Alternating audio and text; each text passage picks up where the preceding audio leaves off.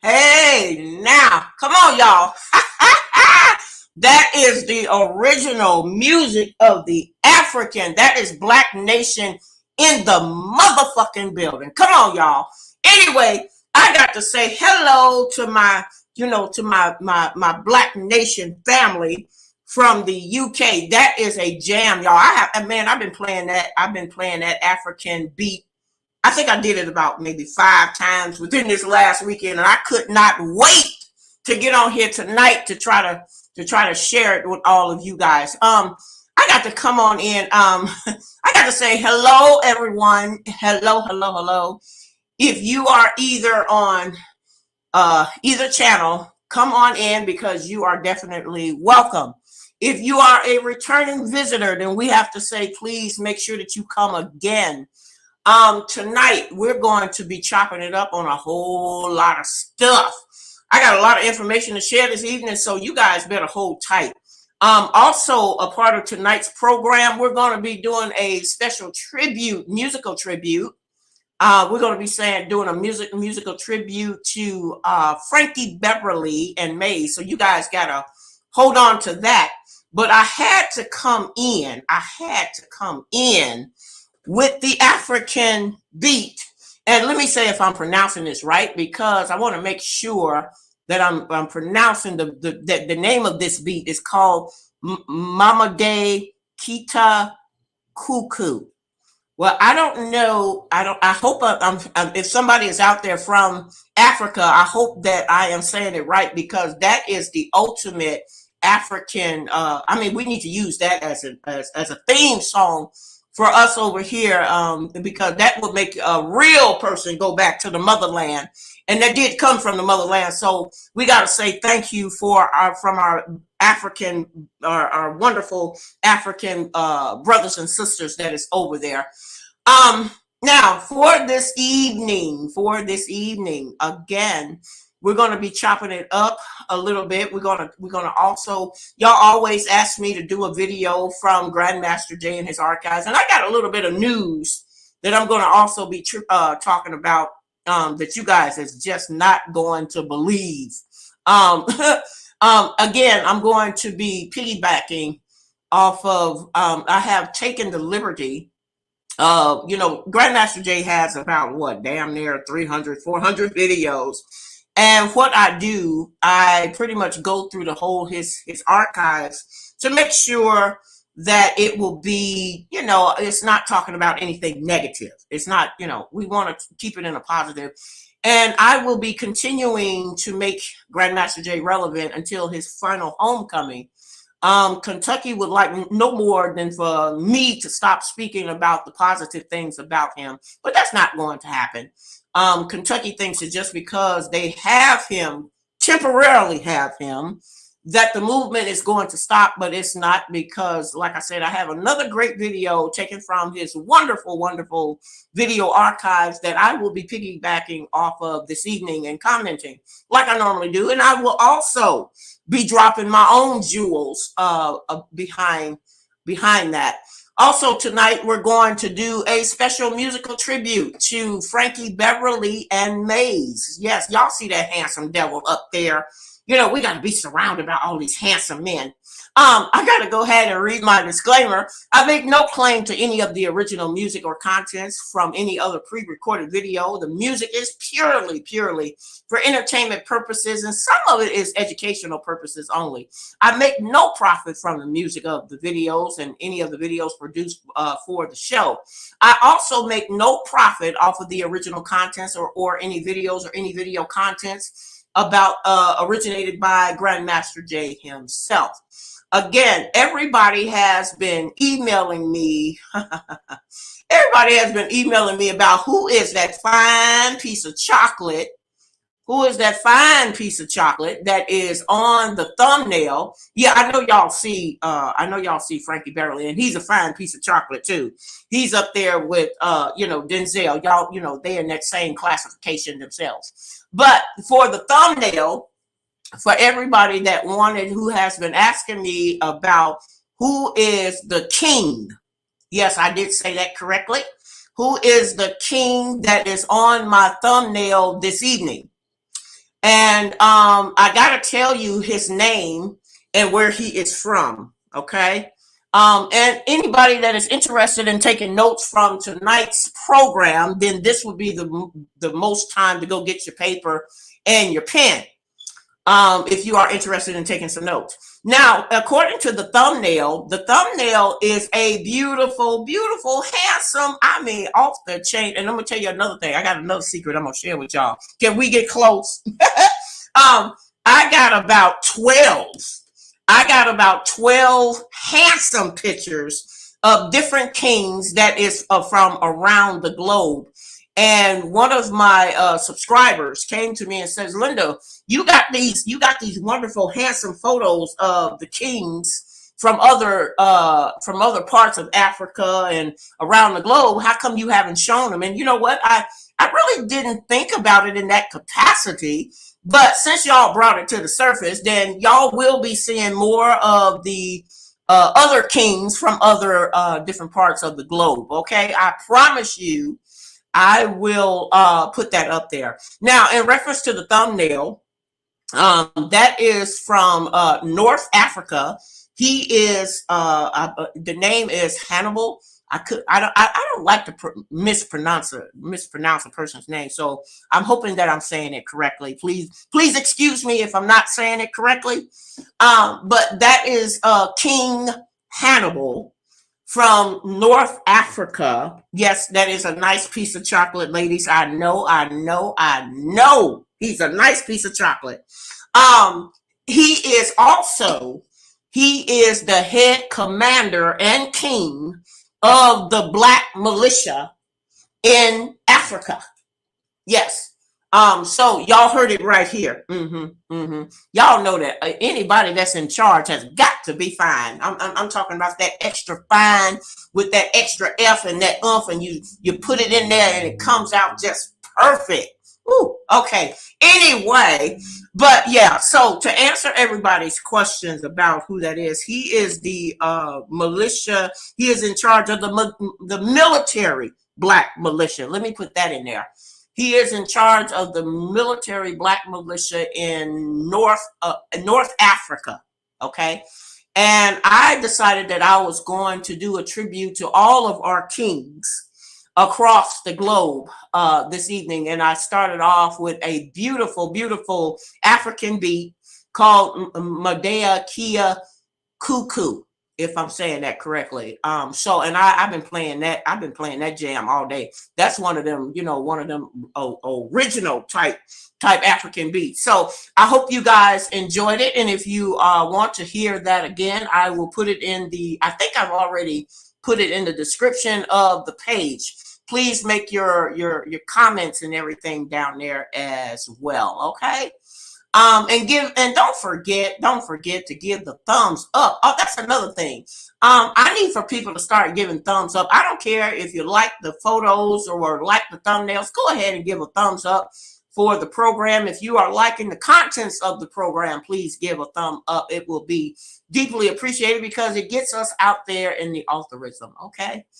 All right. That was the first piece of information that I needed to get out there, and I hope that I was able to answer a lot of the ladies' questions. Also, in the news, before I continue on, there is a major lawsuit.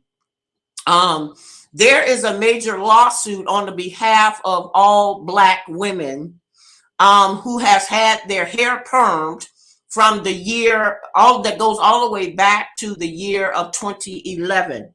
They have made a United States claim that the hair perms that Black women have been putting in their hair has been poisonous, giving them either breast cancer or ovarian cancer. So if you have put a perm in your hair ever since 2011, there is a class action lawsuit where you guys are, or we as women are entitled to getting some money compensation for that. But I don't really know how a person can be compensated for if they find out that they got cancer for putting something in the chemicals in the process of getting your hair processed. So ladies, for all of the Black ladies, this is a public announcement. You need to find out if they're in reference to this lawsuit, because you are entitled to that money, ladies. All the queens, go and call all the rest of the queens to let them know that there is a major United States lawsuit that is in reference to us putting perm in our hair. And I'm going to be so happy when I can show y'all my afro. Yes, I've been putting my afro together. I have stopped using I don't think I put a perm in my hair for the last past, I think maybe 4 months. For the last past 4 months, I have not had a perm in my hair, and I've been doing an afro pick. So in another month or so, you guys are going to see my big old afro with my pick. You know, y'all remember with the pick and the fork and stuff in the back there. Okay. So anyway, I've been a natural woman. I'm going back to my natural roots of me picking my hair, and I'm not going to put another perm in my hair. But please pass this word around that there is a major lawsuit for all Black women to collect off of perming their hair, because women are being caught with being they also stated that it stops women from being pregnant. It causes your reproduction system to be shut down. So that's another reason why you guys, we as women, need to get out there and find out all the information that we possibly can. Okay. All right. I hope that was able to share with you. Now we're going to get into the groove of a little bit of Grandmaster Jay. Hold on now, because I got so many platform windows up here. I'm going to let y'all know how I do. Y'all love when I pick out a video about when Grandmaster Jay speaks the truth, and it's nothing negative. I would never put anything negative up there, or anything negative. I don't even put up anything about him speaking about the NFAC group. What I do is, it's the message that needs to be heard, and heard over and over again. So I'm going to piggyback off of, the original king. He is definitely a king, and I will talk about that in just a bit, because there is a lot more stuff that even Grandmaster Jay needs to find out. Okay, go ahead. I'm going to roll the tape, y'all. Grand Rising. Grand Rising to all of you. Wherever you are in the world, Welcome to the Morning Mental, place where I put some things on your mind as you go through your day, utilizing the best means to get to anybody in this new society. No, we don't knock on your door no more like the Jehovah's Witnesses used to do when y'all be trying to duck them, talking about it. Don't open the door, just be quiet. No, we don't come through your mail slot as a piece of paper, solicitation that's stuck to your door, stuck to your car. We don't do that. No, we don't stand on the corner with a bullhorn no more. Holler at you while we're standing on a box. Just hope somebody hear us. We don't do that no more. We don't take out full page ads in what used to be called the newspaper. Remember the newspaper? Yeah, we don't do that no more either. Morning mental. Instead, we utilize that which has been given to us, what you're holding in your hand, what you're staring at right now. Technology. Technology that gives us the ability to come into your home without asking. Give us the ability to come into your mind without asking. Gives us the ability to come into your soul without asking. So you have to be careful with this technology, because if you're not careful, you'll let the wrong person in. We're on the Morning Mental this morning. I see people still getting up in here. Some of us are on the plantation right now. That's cool. Some of y'all still at home on an extended vacation that you didn't ask for, but you have. As for me, this is the Morning Mental, and I'm back in the earth realm with y'all again. And I got a few things I just want to ask you, and then I'm going to leave. And the first thing I'm going to do, as I've learned, is if you tuned in to listen to me and put something on your mind, then so be it.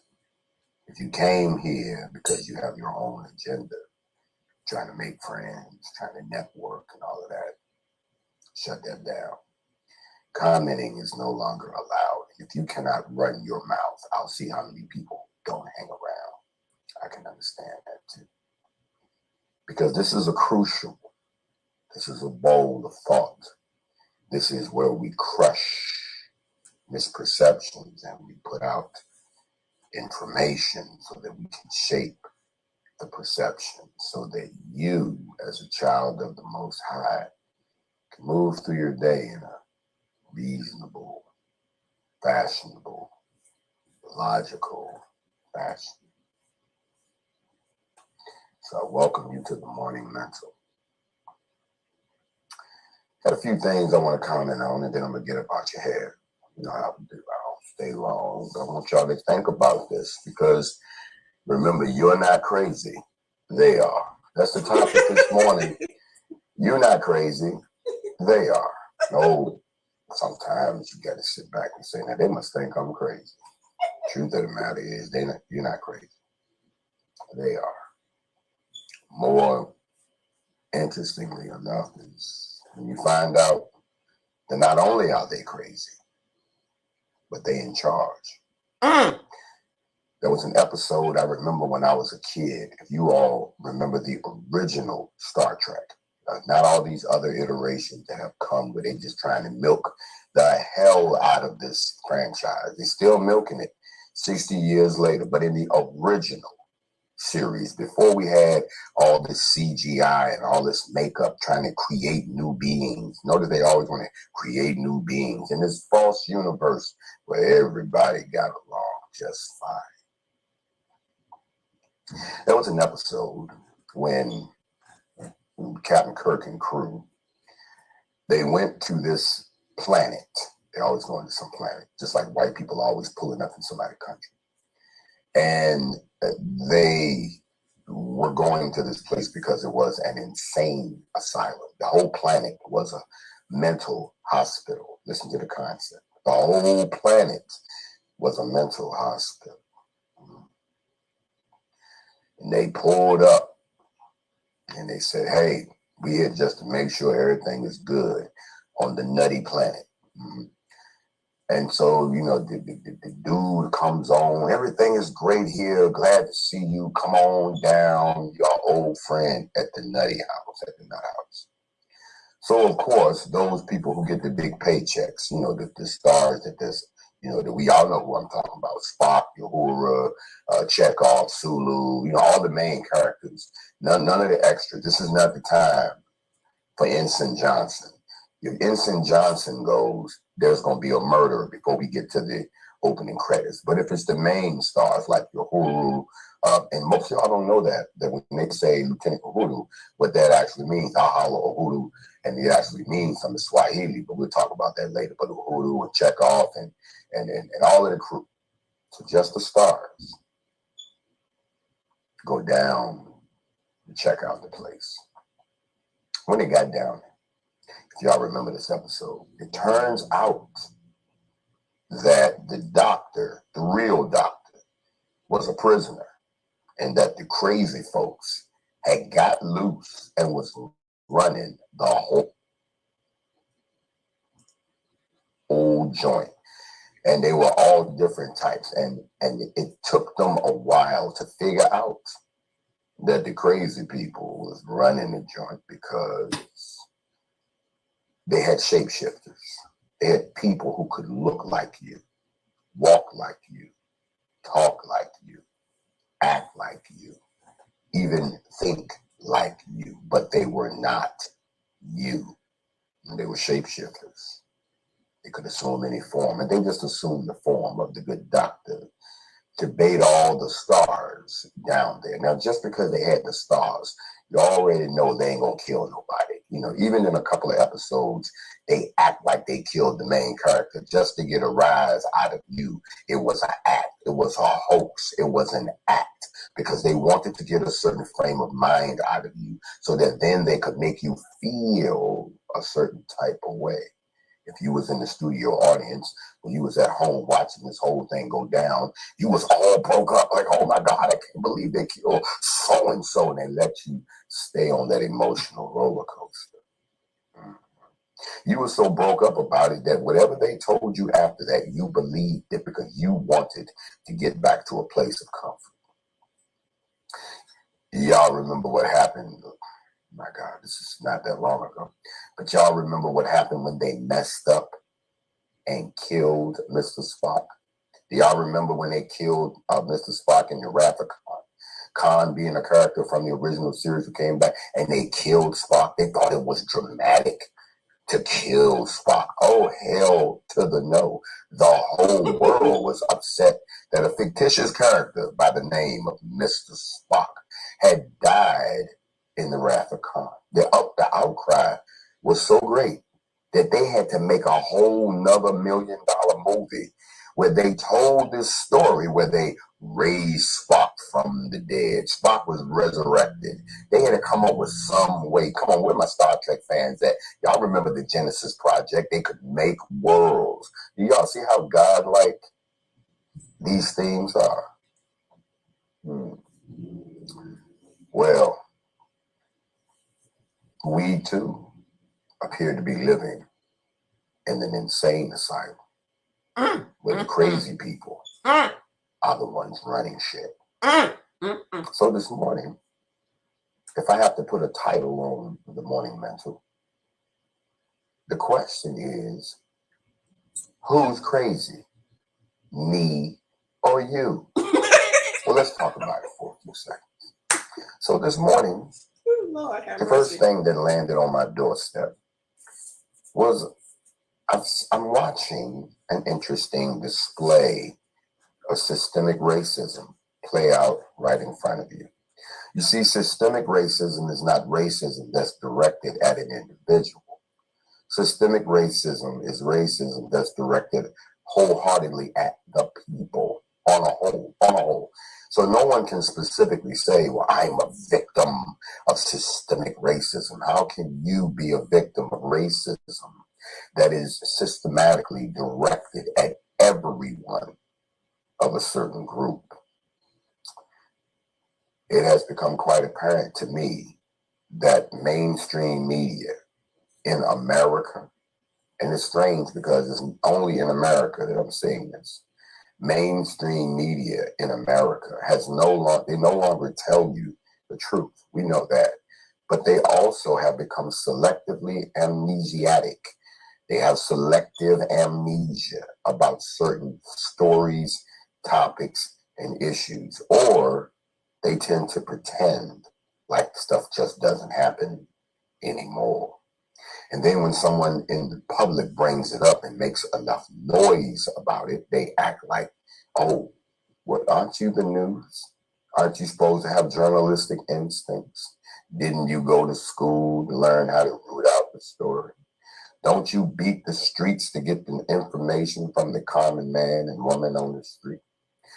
No, you don't. You sit in boardrooms and meeting rooms and you put together this false narrative, and then you think about what pieces you need from the public to make it fit, because he who controls the information controls the minds of the people, and a misinformed people make misinformed decisions. Like y'all are making some misinformed decisions right now because you're still playing the ritual of the election. Yes, it's all one big show. Mainstream media is making a lot of money off of brainwashing you into thinking that two feeble old white men who have wrecked this world thus far, that two of those types of creatures are fit to lead you into the next episode of doom. And y'all falling for it, hook, line, and sinker. Why? Because it's slickly packaged. Because the television is the best mind control device that's ever been devised. That is why they don't want anyone competing with it. The invention of the internet, the invention of live streaming, the invention of what I'm doing right now is a direct threat to their controlled systems. There ain't no brakes over here. You can't stop us over here. So they have to do the only thing they can do. You have to toss a wrench into the machine. Found it interesting that mainstream media did not have any problem developing amnesia around the Breonna Taylor situation the moment that the NFAC did not burn down Louisville, Kentucky. Up until that point, they made sure that they kept an eye on us because they wanted to make sure that that would have fit their narrative, destructive black people. That didn't happen. But when we went to war on their wallets and cost them $165 million, lost revenue, and virtually made the Kentucky Derby an event that only the horses attended, cost them $13.5 million in revenue from the casinos, and avoided getting anybody killed, hurt, shot, or property destroyed. They didn't want to see that. They didn't want to hear that because that was too intelligent. We didn't act like what they wanted us to act like to fit their narrative. So they lost interest in us. But they didn't lose interest in keeping an eye on the Breonna Taylor situation. And as the truth came out of just how fucked up and just how much information was withheld and just how just right about white the situation was handled, mainstream media tried to ignore it at first. Mainstream media tried to downplay. Oh, that's it. We got these charges filed and yay, we should all be happy. Motherfuckers wasn't hearing that, was they? We're on the morning network for real, y'all. And so the truth started to come out. Members of the grand jury decided that this shit wasn't right. We got to talk about this. People was trying to figure out how the fuck do you charge somebody for shooting the wall, but there's no charges for shooting them. Okay, I'm confused. Now, mainstream media, if you've been paying attention, has been doing damage control ever since a judge has ordered The unsealing of those records of the grand jury, which are normally secret, and has allowed any member of the grand jury to speak to the public, or they know something's coming. So they're doing damage control. I'll show you what I mean. Mainstream media had the audacity, ABC, to put one of the police officers in a special interview, face to face. He's sitting down, talking about he breaks his silence. He wasn't breaking no damn silence. He's out there trying to get in front of what's about to come out. And then if that wasn't bad enough, then MSNBC turns around and does a sit down with the house nigga himself. I have to use that term because that's what it is. I'm sorry, I can't think of no other way to say it. The Kentucky Attorney General, they sat down with him because now they're trying to do damage control around him because he became the subject of a joke on Saturday Night Live. Megan Thee Stallion actually came out and played a clip by Tamika Mallory where she called him the equivalent of the house Negro that lived in the house with the master and took care of his horses and breastfed his children and fed him and did all those things that house Negroes did, who were still slaves. He's doing damage control, but he did more damage than control because the only thing he did was highlighted his unusual upbringing of what happens when you don't grow up around your own people and you kiss up to the master who rewarded you by putting you in the position as a puppet. I love how mainstream media is. He's the first independently elected. He wasn't independently nothing. He was selected. It was a well-known fact in Kentucky that he was the protege of Mitch McConnell, the Republican majority leader, best friends to Donald Trump, who doesn't give a damn about anything that looks like us. But they're doing damage control. I find it interesting that they're doing damage control because they have their minds all on that. But when they tell the story, they try to act like this case just rolled out under normal circumstances, was handled under normal circumstances. They like to skip over the fact that those people were in the streets protesting for over 150 days, that the black militia had been threatened to come to town and march up and down the damn street and threaten to burn the goddamn place down just to get transparency into the case. They paid off the family handsomely so that they would stay quiet and also let them collect on $6-7 million in GoFundMe. They paid everybody off because money has a way of shutting people up. But you don't hear anything else about the intricacies of moving toward justice in the killing of Breonna Taylor because mainstream media, which drives the narrative, has chosen not to push that narrative no more. But remember what I said, this is systemic racism at its best. Don't believe me? Listen to this. In California, there's a 5-year-old who got a hold of her father's gun, messed around and shot another 5-year-old. The dad took the child to the hospital. And then as the dad was trying to leave the hospital, black man, the police tried to detain him, when he was just dropping the kid off at the hospital. The police claimed there was a high-speed chase. They chased him down and they apprehended the black man and arrested him and then charged him, watch this, for allowing the child to get their hands on the gun and reckless endangerment of a child, access to a weapon, not to mention evading police, resisting arrest, and all the other shit that comes along with it. Okay, so you blame the parent for the child getting the gun. Okay. Everybody on that side of the story is black. But what about Kyle Rittenhouse's mama? She bought a weapon for her son, 17 years old, a semi-automatic weapon that he wasn't supposed to have, put him in the car, drove him to the next state, put him in the situation, and he fucked around and killed some people, and y'all done put together a GoFundMe to get the boy out and praising him as a hero and didn't do shit to the moms. Well, I'm confused, but then again, that's systemic racism in your face. You see, the truth hurts. Yes, it do. And when the truth hurts, well, when we were growing up, y'all remember the vampire movies? I'm on my morning mantle, in case you wonder. Grand rising to all of you. Welcome.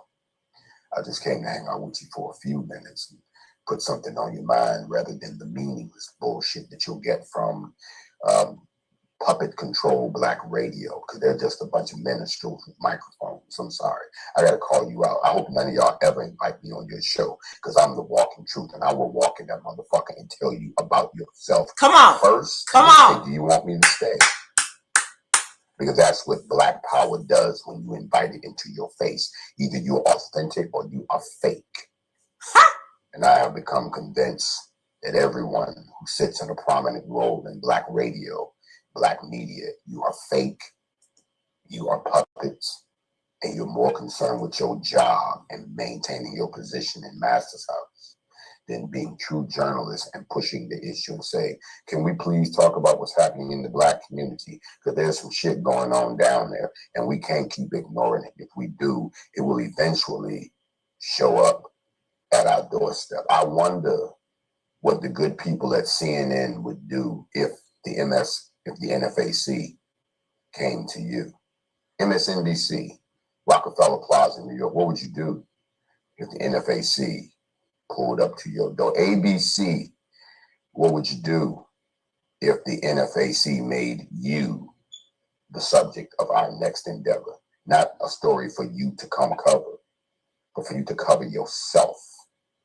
You see, what most people don't realize is the cowardness that is in the blood of most people has a way of boiling up when you are face to face with that which deep down inside you truly fear. It can be a person, it can be an organization, it can be a thing. Either way, when you come face to face with it, you cannot control the DNA that has your fear in it. So, if you all noticed, for as much shit as most people talk, you're not strong enough to walk through 500-600 black people with guns on your way to work. You're not going to try to patronize an establishment that you have every right to go into and no one is stopping you from entering. You just got to get through all these guns. You see, that's what happened at the Kentucky Derby. When they found out, oh, we wasn't going to stop the Derby, but you had to get through us to get to the Derby. They told them white people, stay away. This shit right here, look, because we know y'all gonna be scared. It wasn't the fear that nothing wasn't gonna happen. It's that they're afraid. So I wonder how productive a day it would be at MSNBC, ABC, CNN, and any other news agency that is out here spinning these bullshit ass narratives if you found your facilities surrounded by 1,000 black people with guns. Would you then come out and have a conversation realistically with us? Oh, I know. You don't think it could happen. But you continue to pursue this mind-washing, brainwashing, mistelling of the current state of things in America. And then when you try to fit things into a narrative that doesn't fit, you just ignore it. You see, you want to paint this false narrative that black militia is standing around waiting to fight white militia over a voting situation. Like we care. We don't. We're not right or left. I keep telling you, we're not political. We are for our people. And that doesn't make a difference what side of the coin you stand on. If you're not about the preservation of the black race, if you're not about the elevation of the black race, if you're not about the reparations of the black race, if you're not about the restitution of the black race, if you don't stand in support of a global apology for the institution of slavery that existed from Portugal through the Atlantic slave trade for the black race, if you're not a part of any of that, then you are against us. I hate to say it. If you don't support that, we're not talking about allies and people who say, well, you lump everybody together. I don't lump everybody together. Y'all forgot what Muhammad Ali said. Muhammad Ali said it eloquently best: if 10,000 snakes coming down the hill to kill me, and you tell me that there's 7 or 8 that's in there that's down for me, you think I'm going to take the time to figure out which ones is down for me when I know the majority of them are on their way down there to kill me? No, no, no, no, no. It's not up to me to figure it out. It's not up to me for y'all to keep asking me, well, what are you going to do about racism? It's not what I'm going to do about it. What are you going to do about it? You created it. Come you on. maintained it. You profited yes, off sir. of it. What are you going to do? When I say talk to your people, white people, I'm telling you to turn around and have conversations at the dinner table, in the bedroom, and in all the little secret places where y'all go. But they don't want to hear that either, because they got a name for you too. Y'all know what it is. You're an end lover. Just because you're trying to talk sense into people for their own shortcomings, do not want to acknowledge the fact you don't own this world. You don't control us. Woo! You don't control anything. You live under the false perception that you control something only because the people that you think you have control of go along with it. In a complete world of anarchy, nobody would obey any laws. In a complete world of anarchy, you take what you want by force. In a complete world of anarchy, justice is just what you say it is. It's how you feel at that moment. He did what? Situation over. Anarchy. And for all the people who think, well, we got all these weapons and we got all that you got can easily be turned over to we took. You understand what I'm saying? Because you don't want what's on the other side of what you have right now. So the question that I want to raise this morning, because I know the truth hurts. Last night was a prime example. If you have not been watching the series, The Nephilim, The Pyramid of the Apocalypse, it got so brutal last night. Somebody was so in their feelings last night that they had to pull the plug. But someone gave me an interesting piece of information. Can I share this with my folks? No way. They said, did it ever occur to you, Jay, that it's not them shutting you down? Could it be that you're speaking on behalf of the Creator with so much power that you're short-circuiting the system? Woo! That you have become an entity within their system, that you overwhelm their servers, you overwhelm their database. You're speaking power on their network that short-circuits the network. That it's not them interfering with you. It is you interfering with their AI. It is you disrupting their Python code. It is you that are overheating. Okay, wait. Hold him up, player. Hold him up, player. Did he just not say that interfering with the what? The code. All right, now, now he coming into my neck of the woods. But go ahead, bro. Go ahead. I just wanted to pinpoint that he said code. Servers. It is you that's causing the connections. In other words, you're breaking the internet. Well, it ain't me. I'm just speaking on behalf of the one who sent me to talk. Truth hurts, though. They pulled a plug on you. Y'all thought I was joking when I told you this is the most interrupted, the most censored piece of information in all of social media. I have to ask this question, though, mainstream media, since you won't tell me. Who whipped Miss McConnell's ass? Did y'all see the picture of Mitch? Somebody fuck Mitch up. I love when congressmen and senators show up with Band-Aids and lumps on the head, and you're like, why are you up here trying to sound all dignified when it looked like somebody took your ass outside? Be like, look here, bro. Wow. Here's the situation. And gave him the business. Now he on TV trying to talk about the debates and the election and the whole 9 yards. And he got somebody whipped his ass. Y'all go look at the pictures. He claimed he all right, though. They want to talk about that.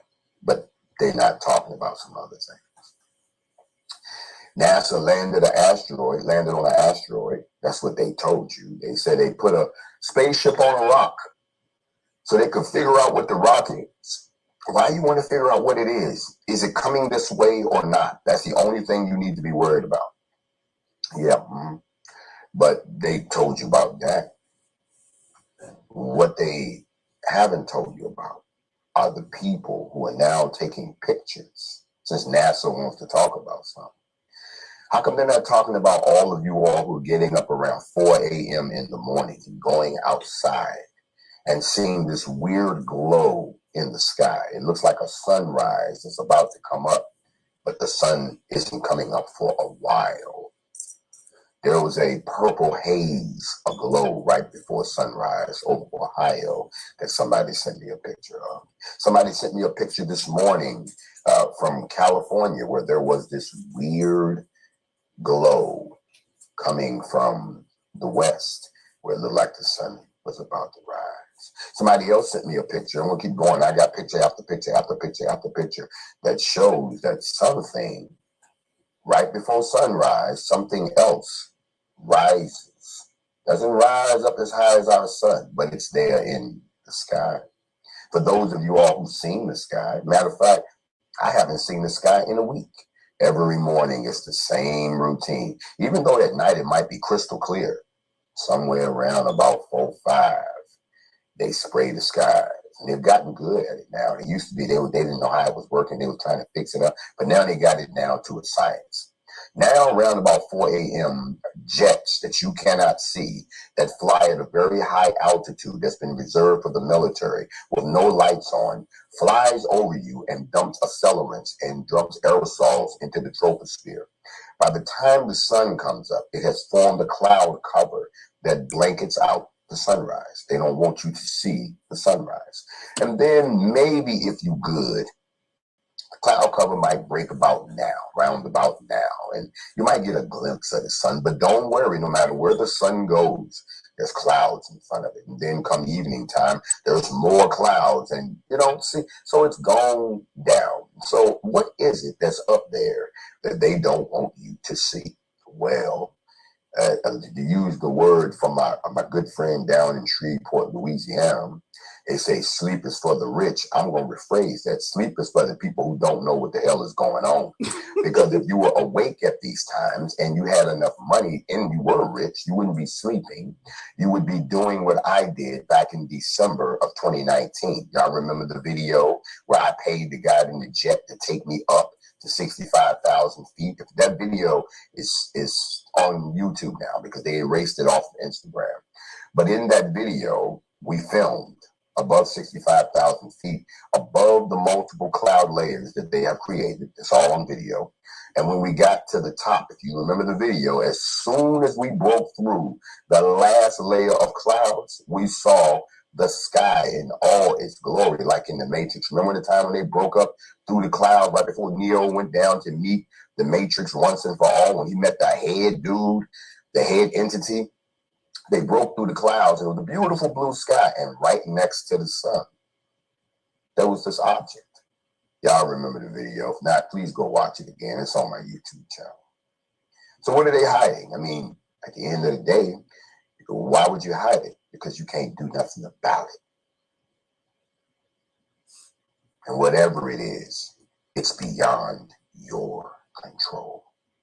And the last thing you want to do is give a bunch of people that you have control over, who have given you control over them, is for them to realize that you've been lying this whole time and that you don't have any control over this, which means you ain't no different than the rest of us, which means why should we listen to you? Things are going to turn out the way they are, one way or the other. Well, maybe somebody has seen this before. Maybe somebody has written about this before. Then we start doing our research. Then we start realizing the wool has been poured over our eyes. Then we realize you've been lying to us about everything from religion to who everybody is to who we are. Then we realize who you really are. And then we realize that here we are in the last days and here's some shit come that we should have been prepared for, but because of your ass, we are in a position where you already know you fucked and now we fucked with you. Now all of a sudden we are back in anarchy again. So you think if you hide it, that no one will be able to experience what's going on or put it together. But then again, you insult the intelligence of those people who live on this planet as if we're not smart enough to figure out that the sun is integral to the survival of this world. Unless you're not of this world, unless you don't care about this world or its inhabitants. Isn't it obvious to y'all that there are certain species on this planet that don't seem to get along with anything, not anyone, anything? Murder the animals, pollute the water, kill the people, and consume all the resources, and then act like they're not doing anything? Come on now. What Preach! kind of Preach! pathology is that? There have been colors in the night sky before sunrise. Yeah. As a matter of fact, mainstream media is also trying to push a narrative where they leave out the obvious. I'll give you an example. There is a high school in the racist state of Indiana, which we talked about before, where there is an incident that has reached the news. They got to put some type of damage control. The yearbook came out for Brown County High School. And Brown County High School has a picture of a brother playing basketball. And what they put under his name was the black guy. Not his name, nothing like that. Now they're trying to act like they don't know how that happened. High school people who remember high school, remember the yearbook committee? Y'all remember that? Remember being the editor of the yearbook, all that prestige? Remember being a photographer for the yearbook? Remember when the yearbook got put together when you graduated? For those of y'all that did, the yearbook is not something that you just made a mistake about. The yearbook is something that's very well thought out. And when you were in high school, just like in life, by the time you become a senior, you know everybody. You know all the teachers. You know politics. You know dirty secrets. You know everything. You know who is smart and who bought their way to graduation. So you know these things. So how is it that a picture got published in a yearbook that everybody bought and everyone's okay with the black guy? Here's why. They reported this story in mainstream media, but what they didn't tell you that this school only has 577 students. Y'all stay with me. School only has 577 students. Hell, my graduating class was over 1,000 students. The seniors alone, when I graduated, there was like 1,200 of us. We had a huge graduating class, black people, huge. So this school, the whole school, was only 577 students. And if the whole school is only 577 students, and you break them down to freshmen, sophomores, juniors, and seniors, then that means that that's not a big school at all.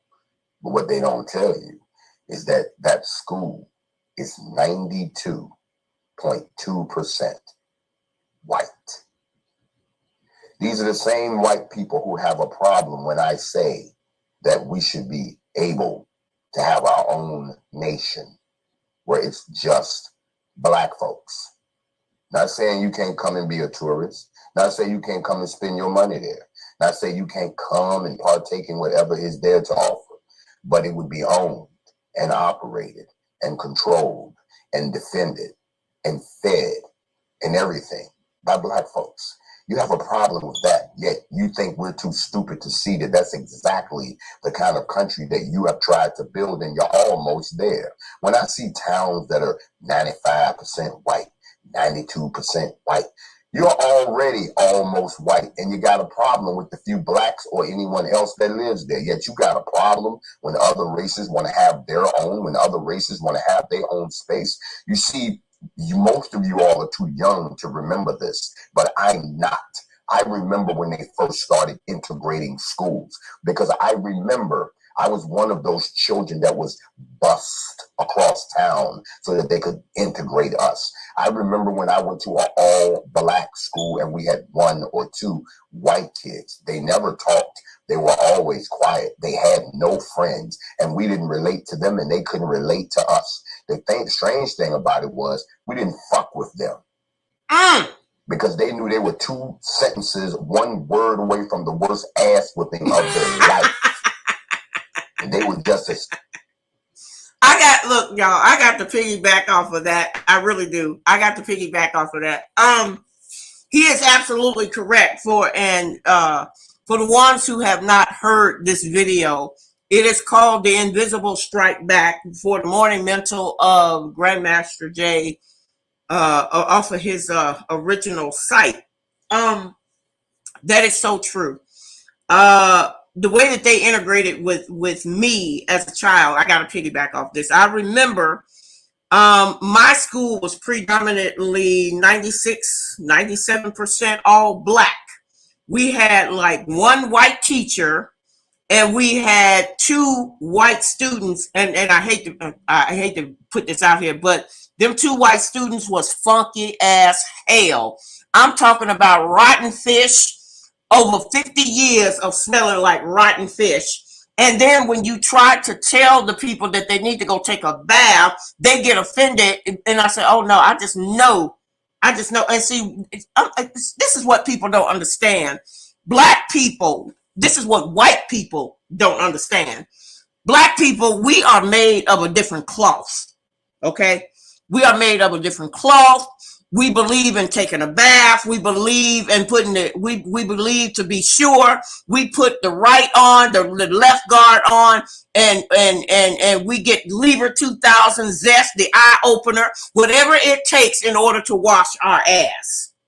And so as a child being raised in a predominantly black all school, I really didn't know too much about white people because I didn't see white people that much. But as they started to integrate, we had what they call an exchange student program. The exchange student program meant that by me being a black female or a black girl, I had to go to a Wisconsin school for a week, stay with a white family for a week. And the white students had to come to my Catholic school and stay with my black parents for a week. And during the time that I stayed with this white family, you know, it was the plainest experience I have ever seen. I mean, they eat muttons and they eat boiled carrots and they still smell like fish. I don't even know how they whole house smell like fish. But anyway, when they came to stay with me and my family, my mother made, she made the peach cobbler, she made the pound cakes. I mean, she had that table to the nines. Y'all know how we do. We break out the barbecue. We have, we have them side dishes. We have the desserts. And these white kids ate like they have never ate before and went back, they went back 10 pounds heavier. And I came back 10 pounds lighter because I was like, I'm not going to eat that crap. But anyway, I just wanted to piggyback on what he was saying about being bused. We had to be bused to go to the white school in Wisconsin, since Wisconsin is our sister state. But go ahead, Grandmaster Jay, and then we're going to take a short intermission break. Fearful to be there as we were about getting sent across town to some white school. Everybody looking at us because we know whenever we are the minority, the majority will always abuse the minority. That goes for anybody, black, white, male, female. I've been in situations where the ratio of men to women is ridiculous. 100 men for every 1 woman. I felt sorry for the sisters, what they had to put up with. But I've also been in situations, brothers, where the ratio of women to men has been 50-1. So brothers is now, we not the majority. There's women ever, and when women, y'all don't know this, now here come a little bit of comedy on Morning Mental. When women are the dominant population and men are scarce, women start acting like men. Okay, here go the story. Let me tell y'all what happened. I gotta tell y'all this one more. We're talking back around 90, 92. No, this is 90, 94. In 1994, I was stationed in El Paso, Texas, at Fort Bliss, Texas. I was assigned to the 3rd Armored Cavalry Regiment, which is a forward deployed desert combat fighting unit. 8,000 men, no women, frontline deployed combat. And the interesting thing was, we were divided into what they call squadrons, and our squadrons were massive. One squadron may be about 2,000 bros, 2,000 men. And we'll say not just bros, but 2,000 men. And what we used to do, there were 3 squadrons. There was Tiger Squadron, which is what I was a member of. We had the HHT regiment. But what would happen is each squadron would have to rotate out to go to Death Valley in California for training, live fire training. Everybody didn't go. They sent one squadron at a time. So if your squadron went, that meant that you left and you were gone for about 90 days. So that meant that your families was left behind. So that means that all your girlfriends, all the wives that can never get out, all of the girl crews that had to kind of be mindful and look out for so and so, so they wouldn't know, that type of situation. It's the Army, come on. And when all them bros used to leave, where do you think all the women ended up? Right. So back in '94, this is back during the Rump Shaker era. Y'all remember Rump Shaker? This was back during the Carl Kanai era. Y'all remember Carl Kanai? This was back during the cross colors craze. Y'all remember cross colors. Y'all remember none of that? Do your research. I slid myself up to Del Norte's. Del Norte's, meaning the North, was the NCO club that is on the Sergeant Major's Academy on Biggs Army Airfield in El Paso, for those who know what I'm talking about. Grown folks. This was a grown folks spot. You had to dress to a 9. You couldn't come in there with your pants hanging down. Absolutely. And a baseball cap. You had to have on the best of the best, sisters and brothers. So I got in my best of my best, and I slid on over to Del Norte's. I come in, and I'm on the prowl. I'm single, and I'm a soldier, and I look good, and I know it. So wait, go ahead, player. Go ahead. I pulled up in the spot.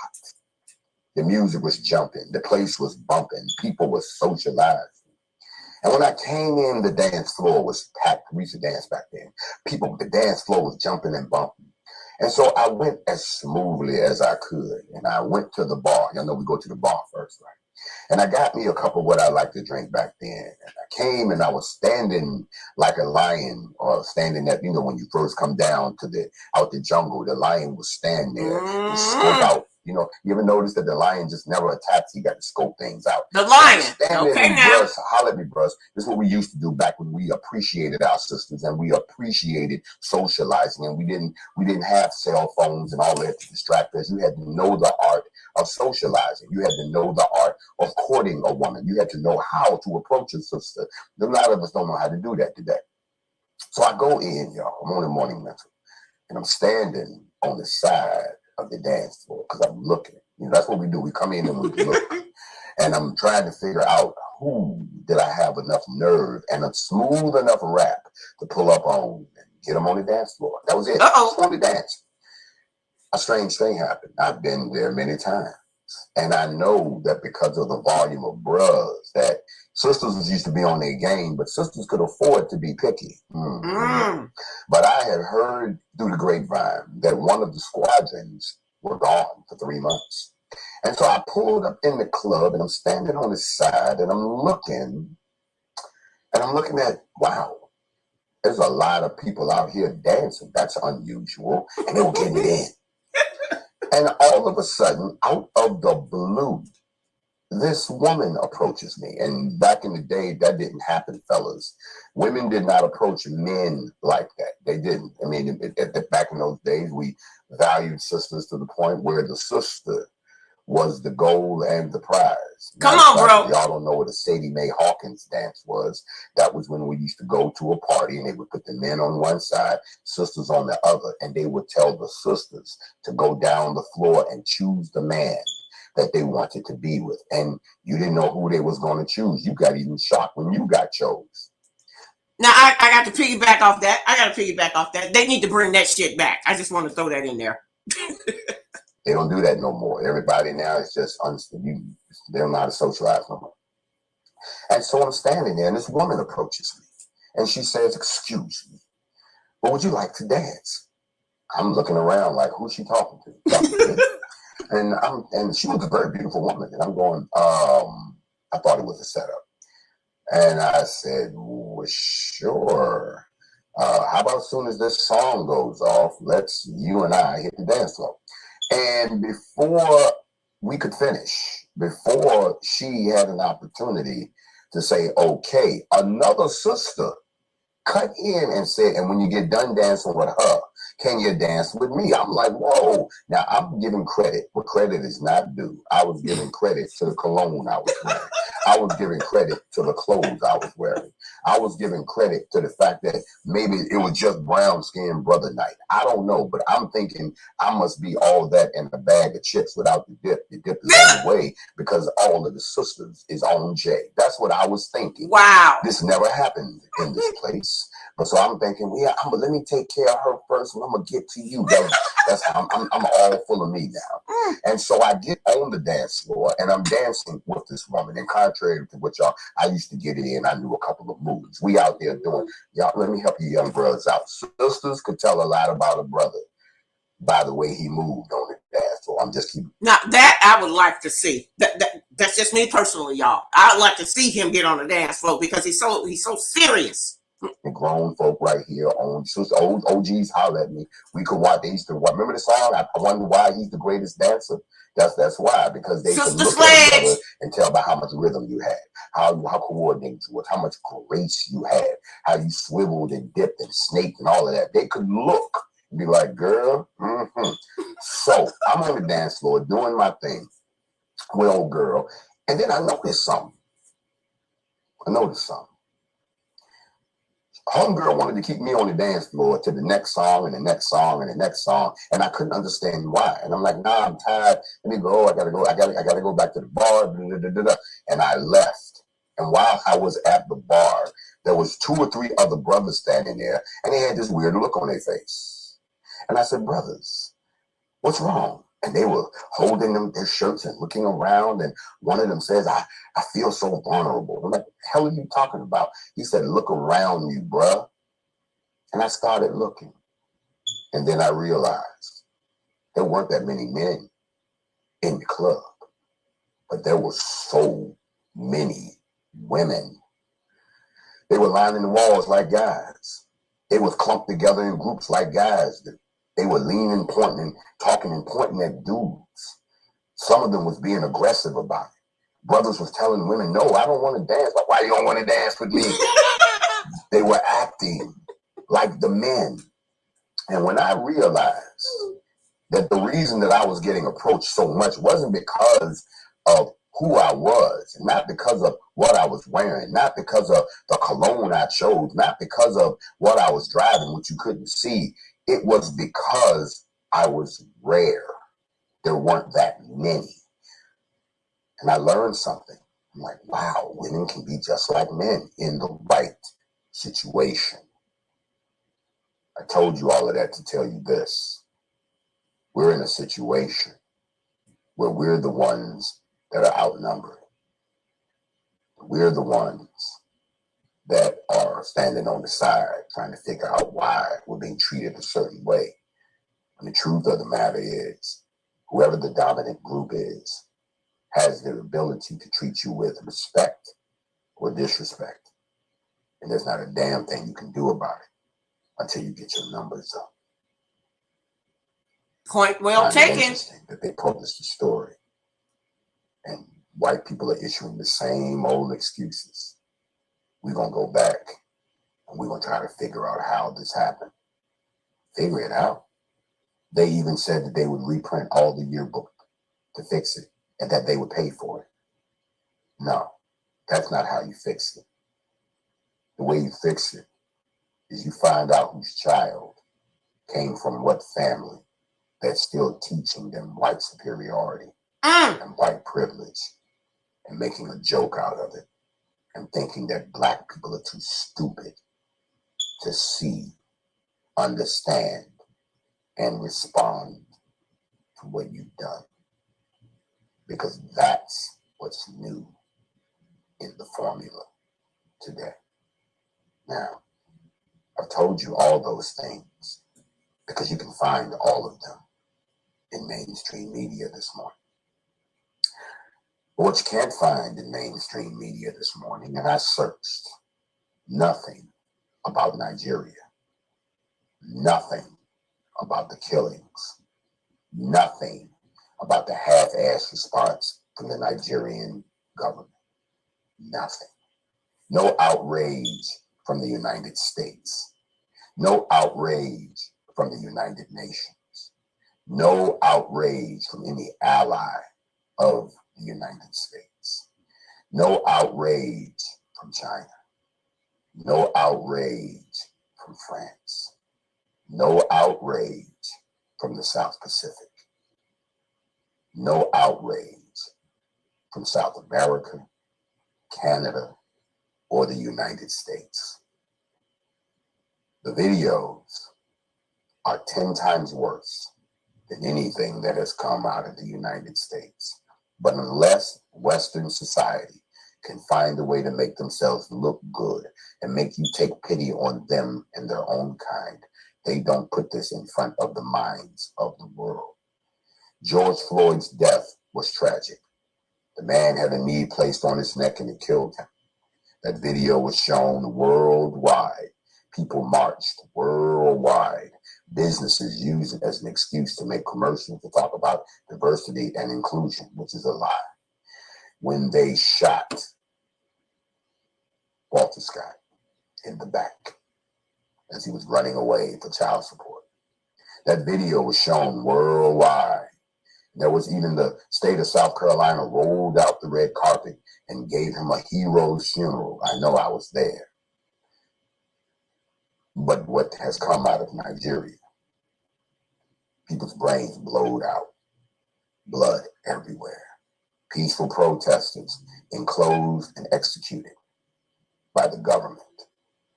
There's nothing about that in mainstream media today. There's not one black journalist that has broken the rules and broken ranks to talk about it.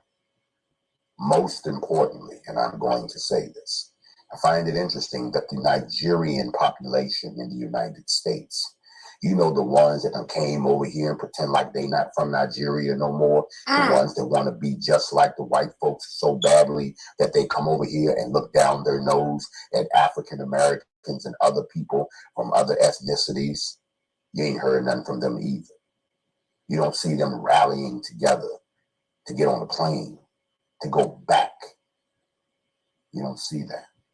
There's nothing about it in mainstream media. If that's not evidence of a biased, racially systemic system, then you're a goddamn fool. But if you thought that was glaring, how about this? There's nothing in mainstream media about the not fucking around coalition's impact on Black history. Even though every other media agency around the world has the NFAC as a featured story because they admire what they see Black people doing over here in spite of mainstream media. Even though CNN came out on October the 4th and sat down and had a so-called interview, you ain't seen that interview yet, and you probably never will. Because they got it back to their lab and said, this does not fit our narrative.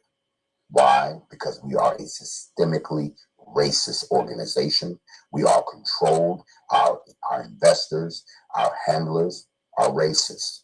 But we have to put on this face. We have token Black folks who do a good job in making you think that we're all integrated.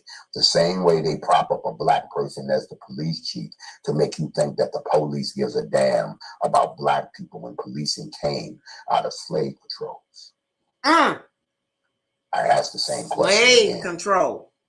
Since you won't talk about us or give us credit for what we've done, or even give Black people something to feel good about that has nothing to do with white people, maybe we should just descend on media and businesses, not police stations, not crime scenes, not governors' houses.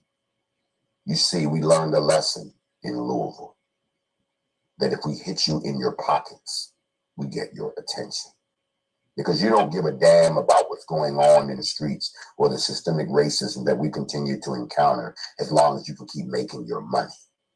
You see, I still remember the face on the Middle Eastern gentleman who was running the little shop when we came down to Atlanta to the strip mall fully armed for the funeral of Hassim Nzinga of the Black Panther Party. I remember how when they went over and tried to interview the shop owner who came out and who was all on the phone trying to call the police, and the police were telling him they're not doing nothing wrong. And he said, this is not the America I know. You're not even from America.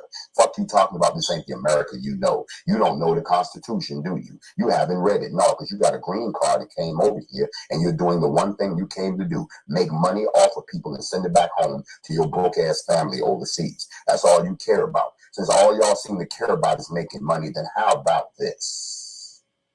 It's going to be hard for you to make money.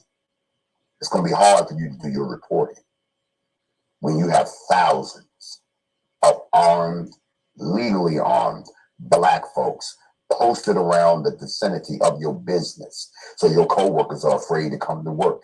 People are afraid to come to your businesses. When you start okay, well, we're gonna get ready to take a break because you know he goes off on to his little bandwagon. We don't want Jay to go off onto his tangent. So we're gonna stop it right there. And then I'm gonna piggyback off of what he has said, but we're gonna give y'all a little bit of Frankie, because you know Frankie is one of them fine brothers. Come on, Frankie. We're gonna do a little bit of Frankie, Beverly, and Mays, and then we're gonna come back and I'm gonna drop some jewels. I'm gonna give y'all some new insight. We're gonna still talk about the handsome Grandmaster Jay himself. We're gonna mention a little bit about him. And then I'm gonna take questions, comments, or concerns in my chat room, and then we're gonna close it out. But for now, we're gonna turn it over to Frankie, Beverly, and Mays.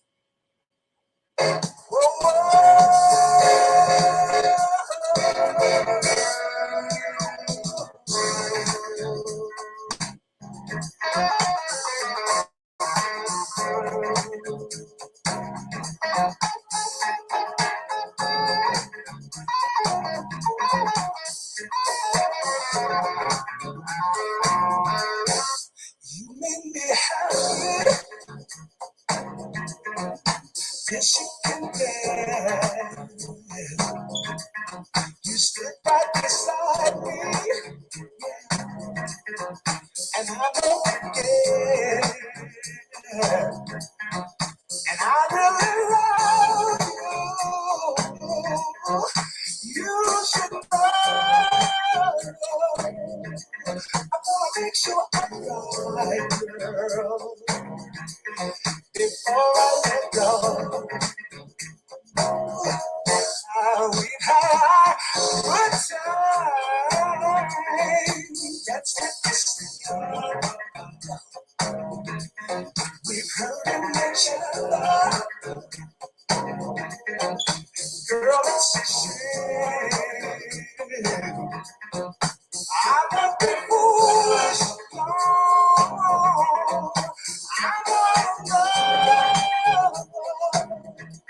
I'm gonna make sure I'm good, girl, before I let go. You know I thank the sun rises and shines on you.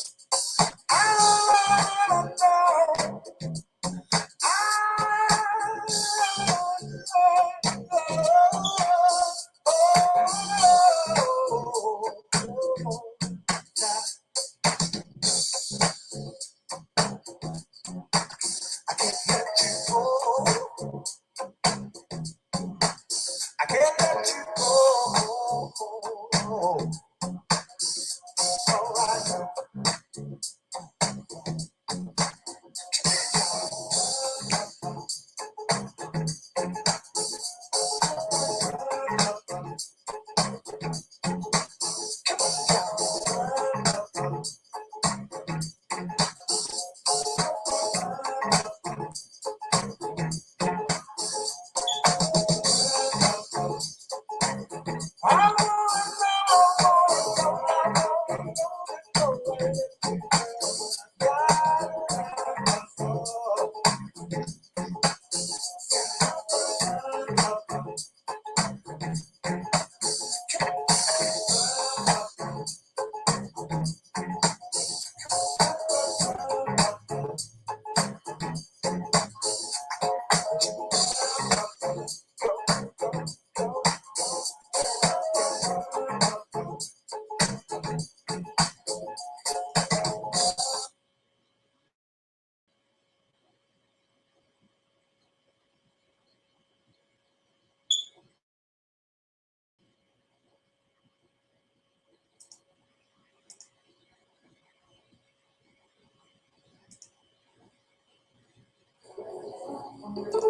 invisible doing routine accounting tasks?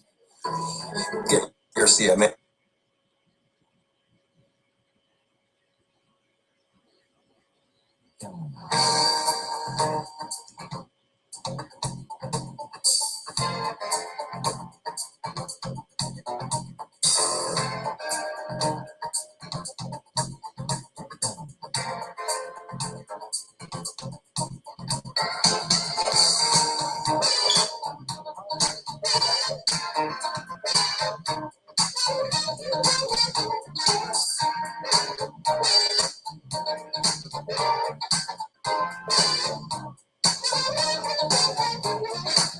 There's so much going on, it's crazy. You're all around. I'll tell you something, I'm not gonna let it get down. Going through some funky changes. Changes all the same. We like the joy, but we can't really stand the pain. I'm just happy to see you and me back in the stride again. I'm so happy to see you and me back in the stride again. I'm gonna try to keep it coming. Things ain't always smooth, but I'll be alright as long as I can find you. Somehow I know that I can make it. You seem to like my style. I'll let you know it, 'cause I'm gonna be around. I'm just happy to see you and me back in the stride again. I'm just happy to see you and me back in the stride again. Tell you what I'm gonna do.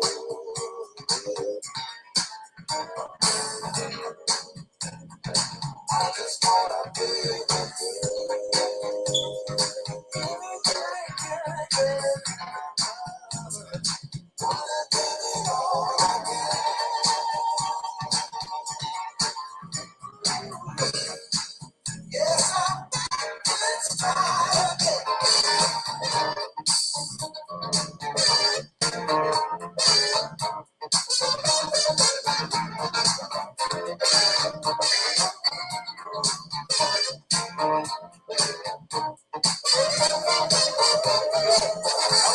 what's going on. It's crazy. It's trouble all around. I'll tell you something, I'm not gonna let it get down.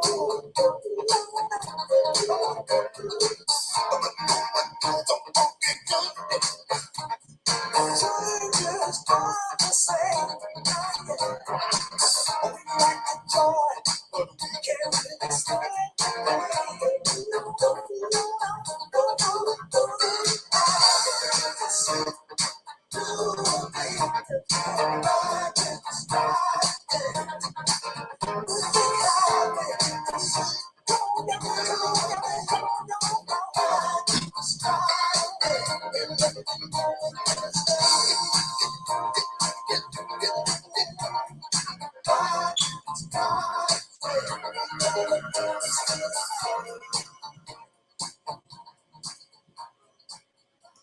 Yes, yes, that was Frankie, Beverly, and Mays, y'all. I have, where could we be without a Frankie? Because Frankie is fine. I don't know about y'all, but I got my bass player, out of my band. He favors a lot. He looks a whole lot like Frankie, and he knows it with his arrogant ass. But anyway,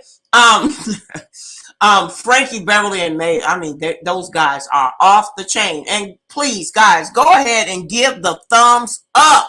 If you are liking the contents of the Queen of Radio and the Queen Bees, go ahead and give the thumbs up so we can get and continue to get the information and the contents out there. We really, really appreciate you guys.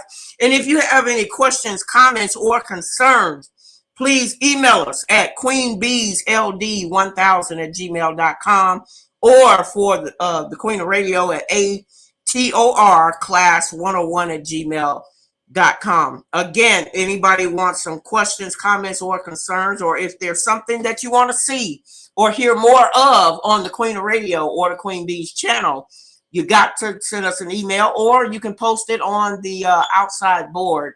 QueenBeesLD1000@gmail.com and atorclass101@gmail.com. Yay. Okay. And I gotta continue to say thank you. Continue to say thank you. I want y'all to know how much I appreciate each and every one of y'all for taking the time out and spending your time, especially with me. Much, much, much love goes out. Now I'm going to be dropping a couple of jewels, you guys' way. Coming back from the break. I gotta say, and for all of the player haters, y'all, I've been seeing a lot of the distorted videos, the negative things that they've been saying about Grandmaster Jay, and I've even seen a video or two in reference to talking negative about me.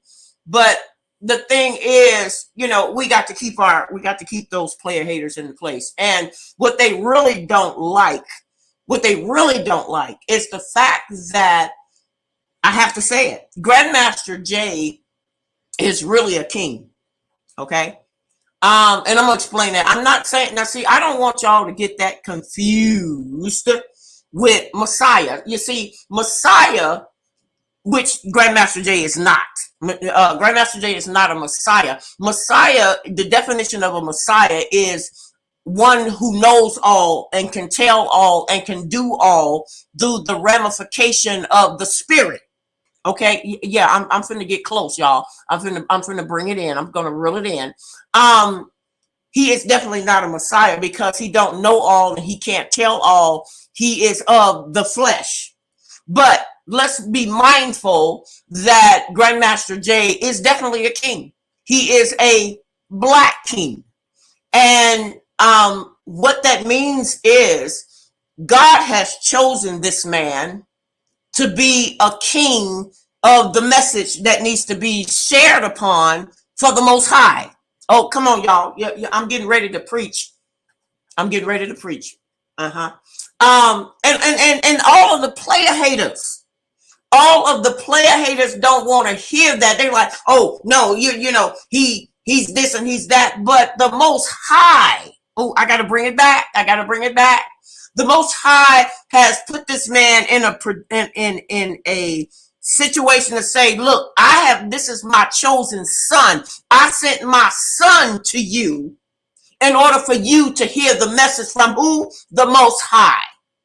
And people have now, if you think that you can, and I have to say this to the fellow black men, because all black men were not made to be leaders. They were not made to be leaders. There are only some of the chosen one. Now, Grandmaster Jay or John Fitzgerald Johnson, whatever you want to call him, however you want to give this man his respect, he is a black king. Okay? He's very much a black king. And people, you know, you got these player haters that want to say, no, no, no, no, no, no, no, we're not going to give him that kind of credit. But you have to give him that type of credit, because the Most High was the one that brought this man to the surface to say, hey, I'm sending a message to you. And people say, well, why do you always replay his videos? And yes, some of y'all have said, yeah, I've heard that. I've heard that tape of Grandmaster Jay. I've heard that, this, that, and the third. But you can't really say that you heard it. Did you hear it, or were you actually listening? Uh-oh. Did I step on somebody's toes? See, it's a major difference when someone says, I heard what you said, but were you listening to what I said? Come on now. Come on, Linda. We're gonna break it down, girl. We're gonna break it down. See, I can sit up here and say that I heard what you said, but that doesn't mean that I was listening to what you said. See, hearing goes in one ear and goes out the other. But when you actually listen to someone, when you hear what the message is behind the words, then you say, wait a minute, I can take something from what this man has said. I can take it back to my people and say, look, this is what we has to do, and this is what we need to do, and this is how we're going to unify. I want to make this very clear. The reason why our people will not get together is having such a hard time getting together to unify and to become one is because, number one, as children, we were not taught. Okay, yeah, I have to say that again. We were not taught that we needed to come together as one. So it all starts in the home front. Oh wait, let me say this again. Training of the black man and the black woman comes from the what? It comes from the root to the toot. And when I say the root from the toot, it means that we were not taught as a unit of people to come together. This is the reason why this Generation X and all of these and I say Generation X, in my opinion, the Generation X started with the people that were born 1990 and up. For all of that to me, that's Generation X, because they were not taught how or why we as a black people need to come together in order to be one. So in order for that to take place, in order for us to be one, we got to go back to the what? We got to go back to the source of that generation to say, hey, wait a minute, hold up. This is the reason why you need to defend your fellow black man. This is the reason why you need to stand up. If you don't stand for something, you're going to fall for what? You're going to fall for anything. You see, my whole thing is, look, let's give credit where credit is due. See, yeah, Grandmaster Jay came and he made the people say, hey, it's time for y'all to wake up. And then you had players, then you had people to say, oh, who is this man to have the nerve to sit up and tell us what we need to be woke? Well, hell, you need to be woke.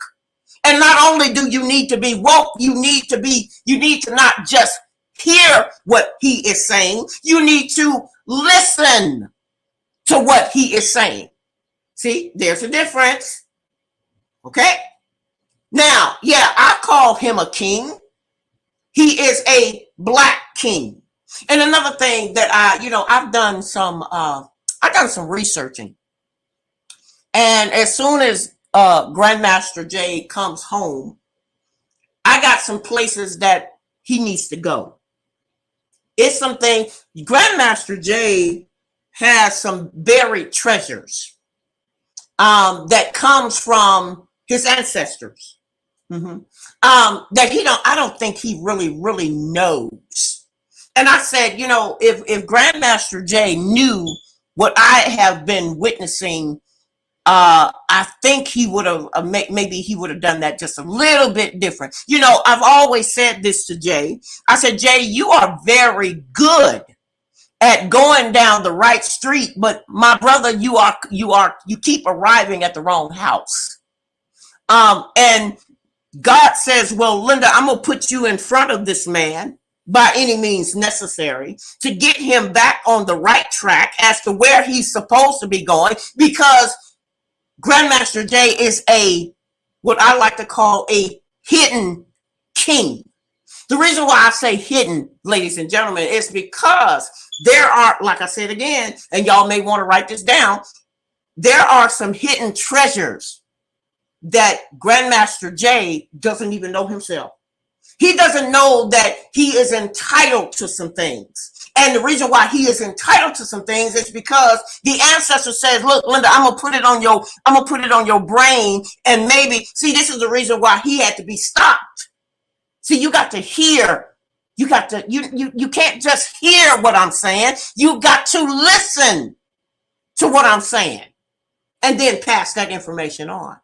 You see, just like Grandmaster Jay is a messenger, because that's what he is. He is the king of message. That's all he is. He is the king of getting the message out. And this is the reason why I take the time to listen at all of his videos. I listen with an open mind and I listen with an open heart to try to understand. I try to walk in his shoes in order to understand, okay, well, this is what he said. Okay, this is what he said. And I believe that this is the message that he is trying to portray. But sometimes people say, oh, I heard that before. Yeah, that's the problem. You heard it, but you wasn't listening. Uh-oh, did I strike a nerve? Can we get close? So yes, Jay is he is a king of the message for the physical being, which was chosen by the Most High. Now, if there are any black men out there that think that they can do it better, then they had plenty enough opportunities over these past 3 years that Jay has been discombobulated with the whole Kentucky state. If you thought that you could do it better than the way that the Most High has put in place for Jay to walk that path, walk that walk. Don't try to fill my shoes. Try to be my shoes. Come on, somebody. Come on, Linda. Come on. So the thing is, what? Come on. So yes, I do diligently.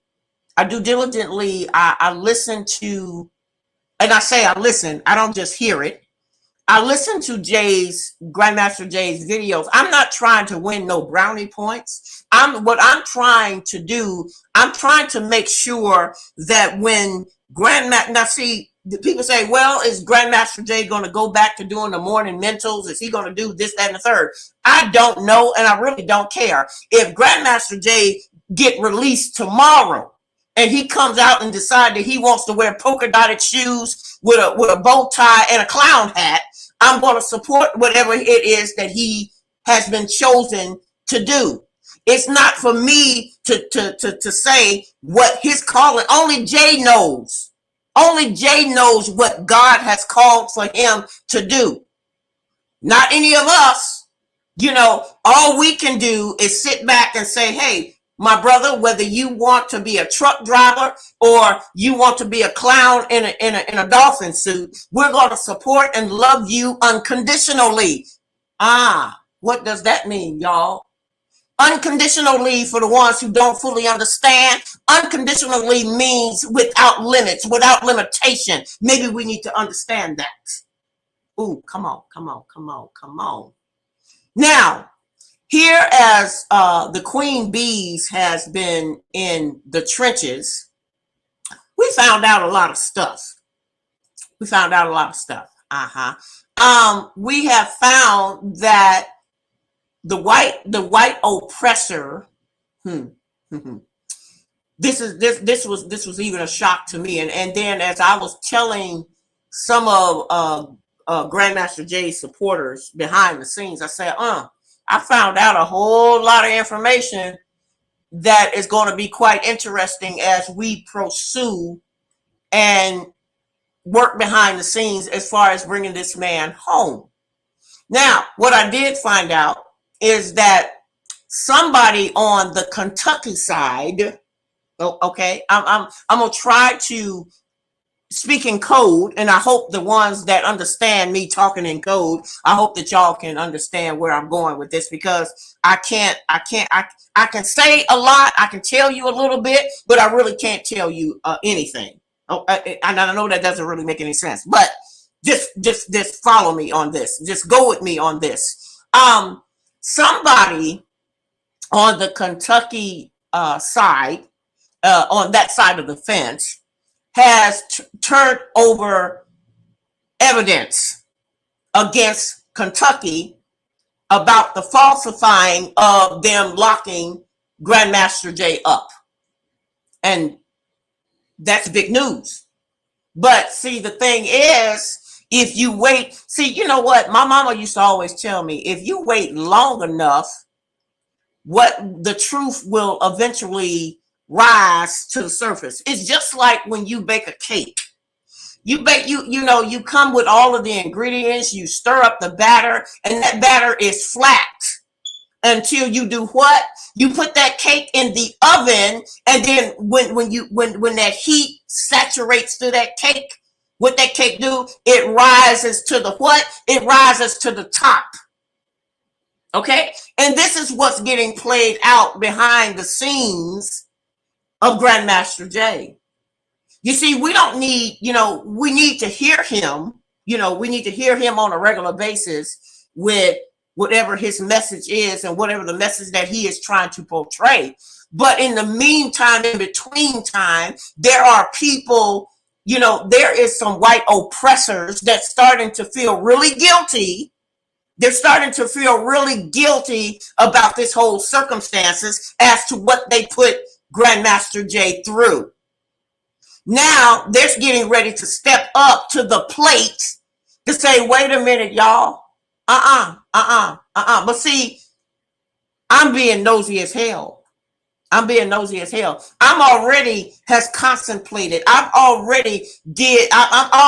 my team have already done the work, the necessary work that needs to be done in order to make this problem to be complete.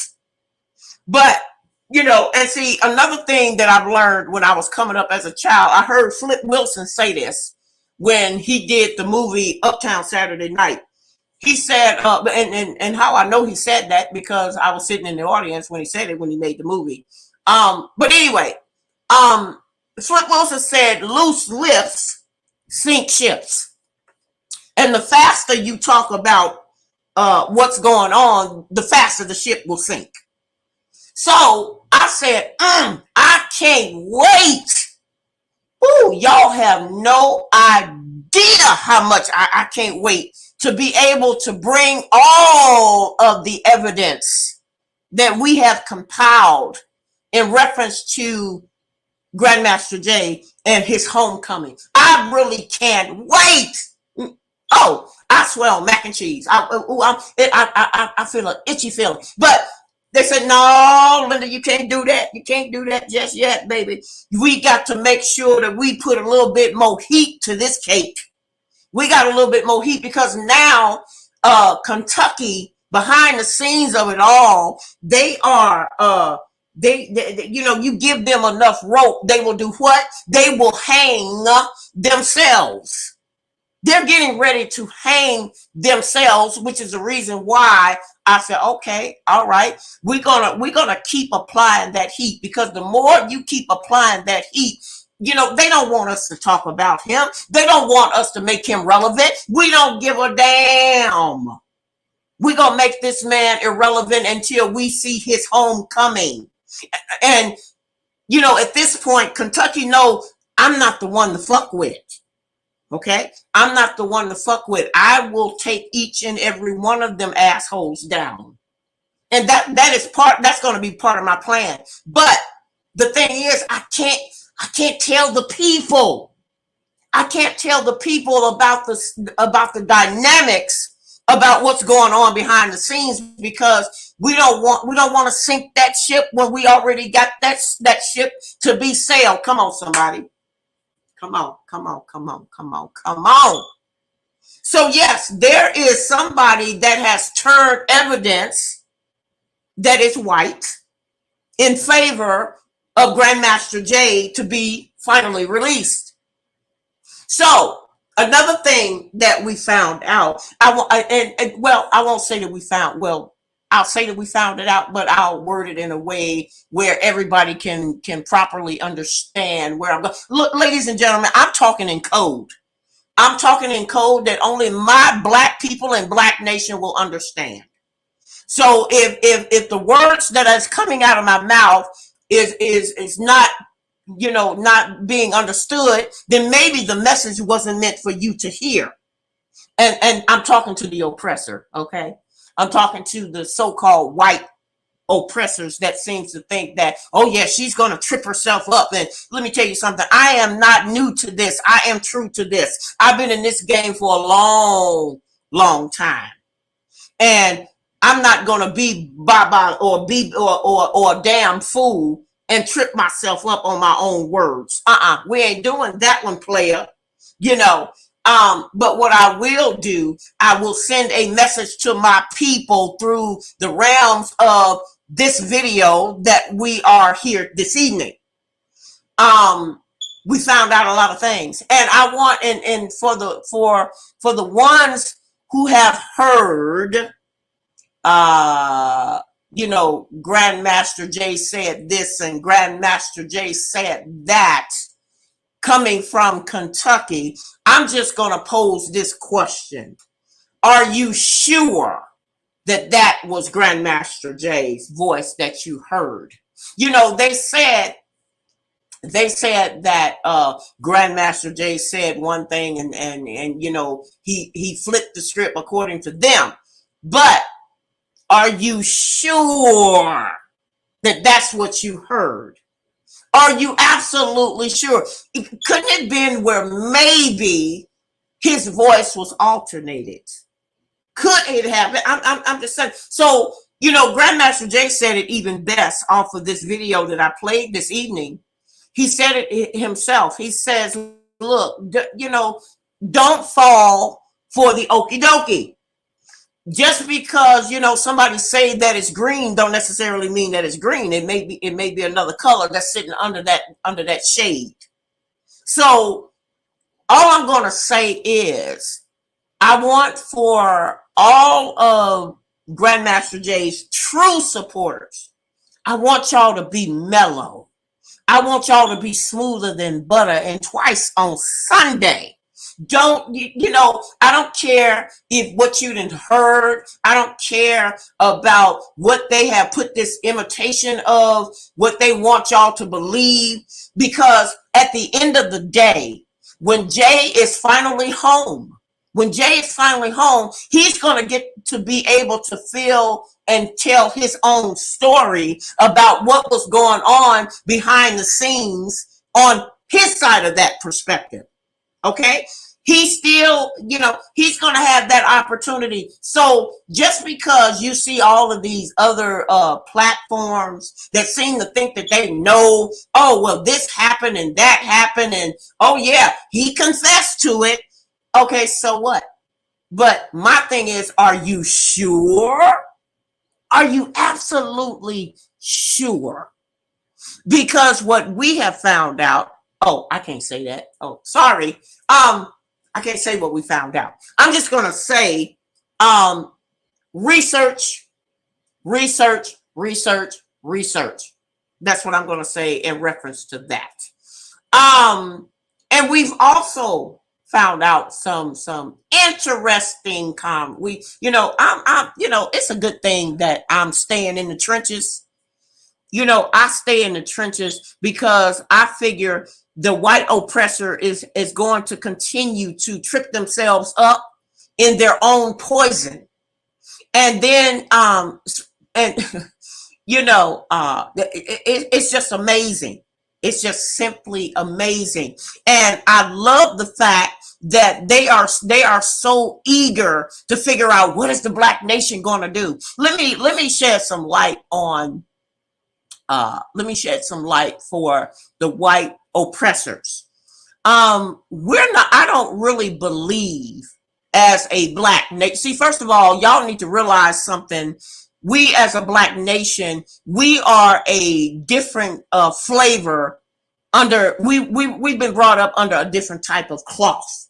You see, we're not a violent people. We're not interested. Look, let me tell you something.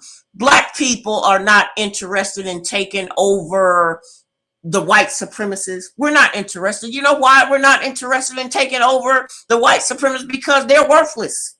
They are a worthless piece of nothing.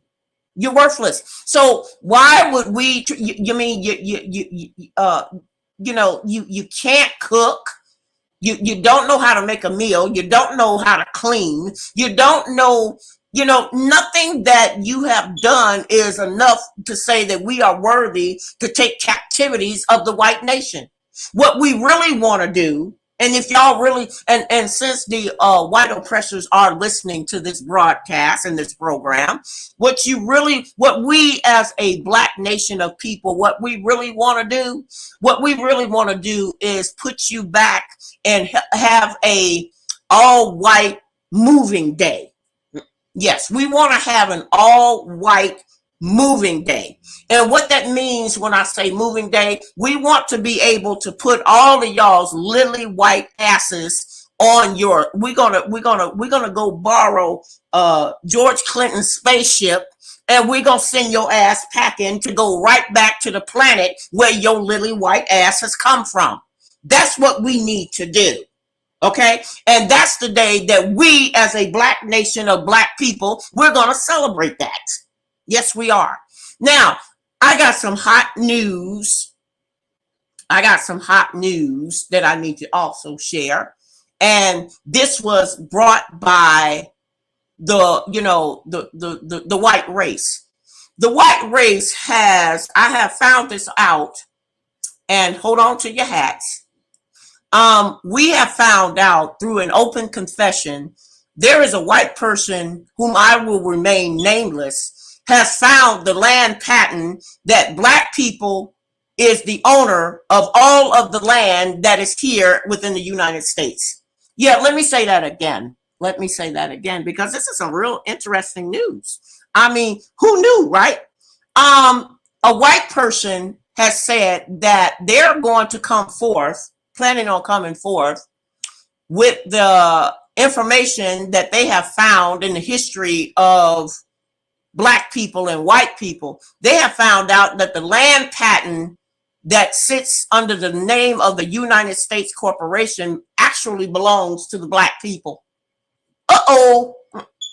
Now, and the way I see that, ladies and gentlemen, I believe that the spirits is talking to us. The spirits is coming forth to say, hey, let me knock on your door for a minute, player. Hold up.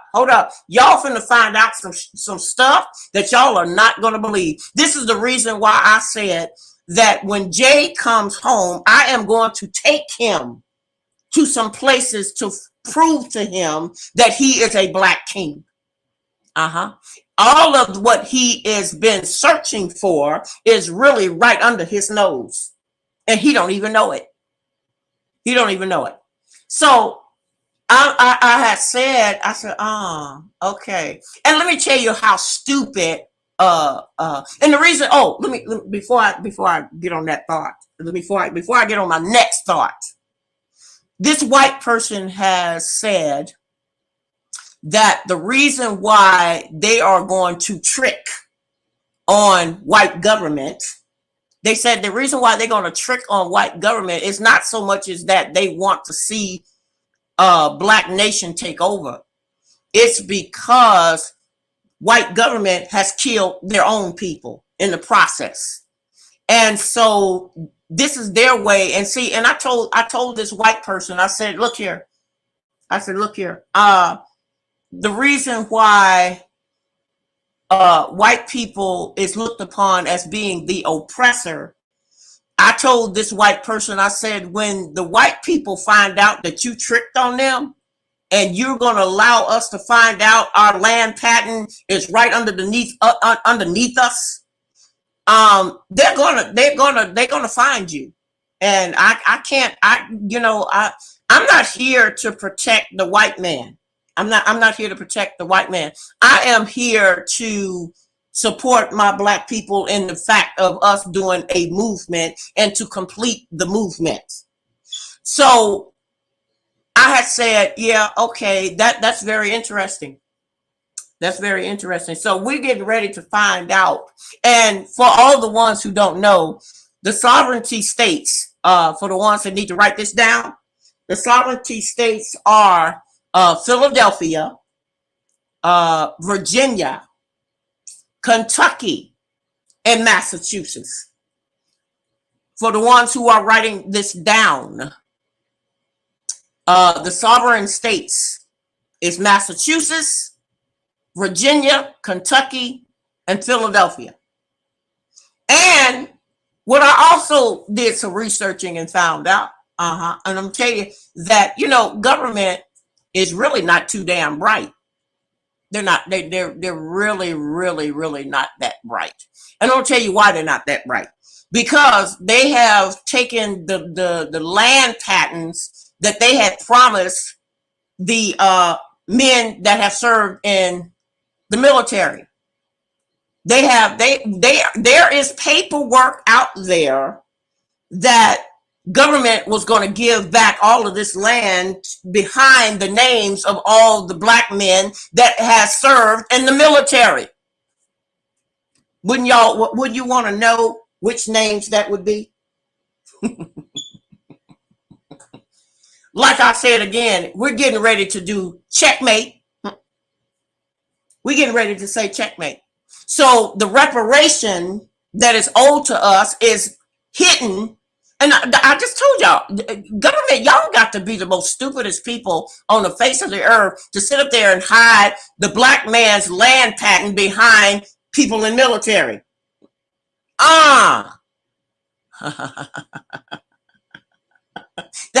Man, I was like, really?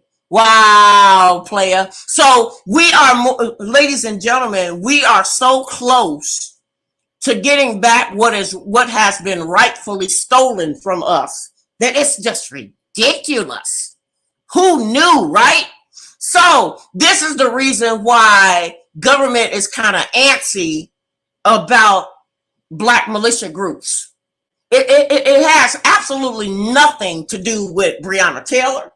It has absolutely nothing to do with the NFAC. It has absolutely nothing to do with whatever people seem to think that it has to do with. What it has to do with is that black people don't know how close they are to our land patent that government was so stupid enough to do to hide it behind the military men. Whoop, there it is. And see, this is the reason why I said Grandmaster Jay doesn't know half of what he should know. He don't know half of nothing. I'm trying to, Grandmaster Jay, if he knew what I know, he would be walking around like a deer caught in a headlight. He'd be like, so what? You mean we did what and they did what? Oh yeah. I'm gonna leave. Look, didn't Martin Luther King said it best? He said, I may not get to the promised land with you. I may not get to the promised land, but the promised land is there. Come on, somebody. Come on. Can we get close? Huh? What you know? What you know, boo? Can we get close? See, they're not that, you know, and here they are using codes. They use all of the codes in order to keep all of our reparations from us that they originally stolen from us. They forgot to mention that this land that they call the United States Corporation, it belongs to us. And now I don't know about you, but I'm getting ready to collect. I don't know about y'all. I can't speak for the rest of Black Nation, but this queen right here is getting ready to collect. And like I said, we need to have an all-white moving cell. We're not interested in shooting them. We're not interested in killing them. We don't need to kill you. What we need to do is get your ass on your spaceship and take your ass to alienation, back to where the hell your ass came from. That's what we, you know what? We're gonna provide the spaceship to send you. That's how polite we as black people, we're gonna be so polite. We don't want you, because the white oppressor has been keeping us down. They've been brainwashing us to believe that the United States Constitution is law, and when it's not law. It has never been signed into law. They want us to believe. This is what I mean when I talk about being asleep. But guess what, folks? I can't speak for nobody else. I'm only gonna speak for this queen. This queen is very woke. Okay, I'm so woke, man. I'm so woke. I ain't got nothing on a Red Bull on some fresh crack. Come on, somebody. Y'all know what I'm talking about. And don't miss my words. Don't miss my words. See, I'm finding out a whole lot of stuff that Black Nation needs to be woke upon. Because the white oppressors has stolen it from us. All that money, all that money that they have, that's ours. Whether y'all know it or not, that's ours. So they need to give it back. See, we're not going to be uncivilized, because like I said, Black Nation comes from a cloth that the white nation will never understand. We don't have to resort to violence in order to get what is rightfully ours. It's a blueprint, ladies and gentlemen. It's It's a blueprint that I can't wait to show Jay. I can't wait to show it to him. And not only am I going to show it to him, but I'm going to show it to the other Black leaders. I'm going to share that with the other Black leaders that are also king. Because, see, in the word kingdom, come on, somebody, I'm getting ready to preach again. See, in the word kingdom, there's the DOM. DOM means place of residency. Huh? Said what? Huh?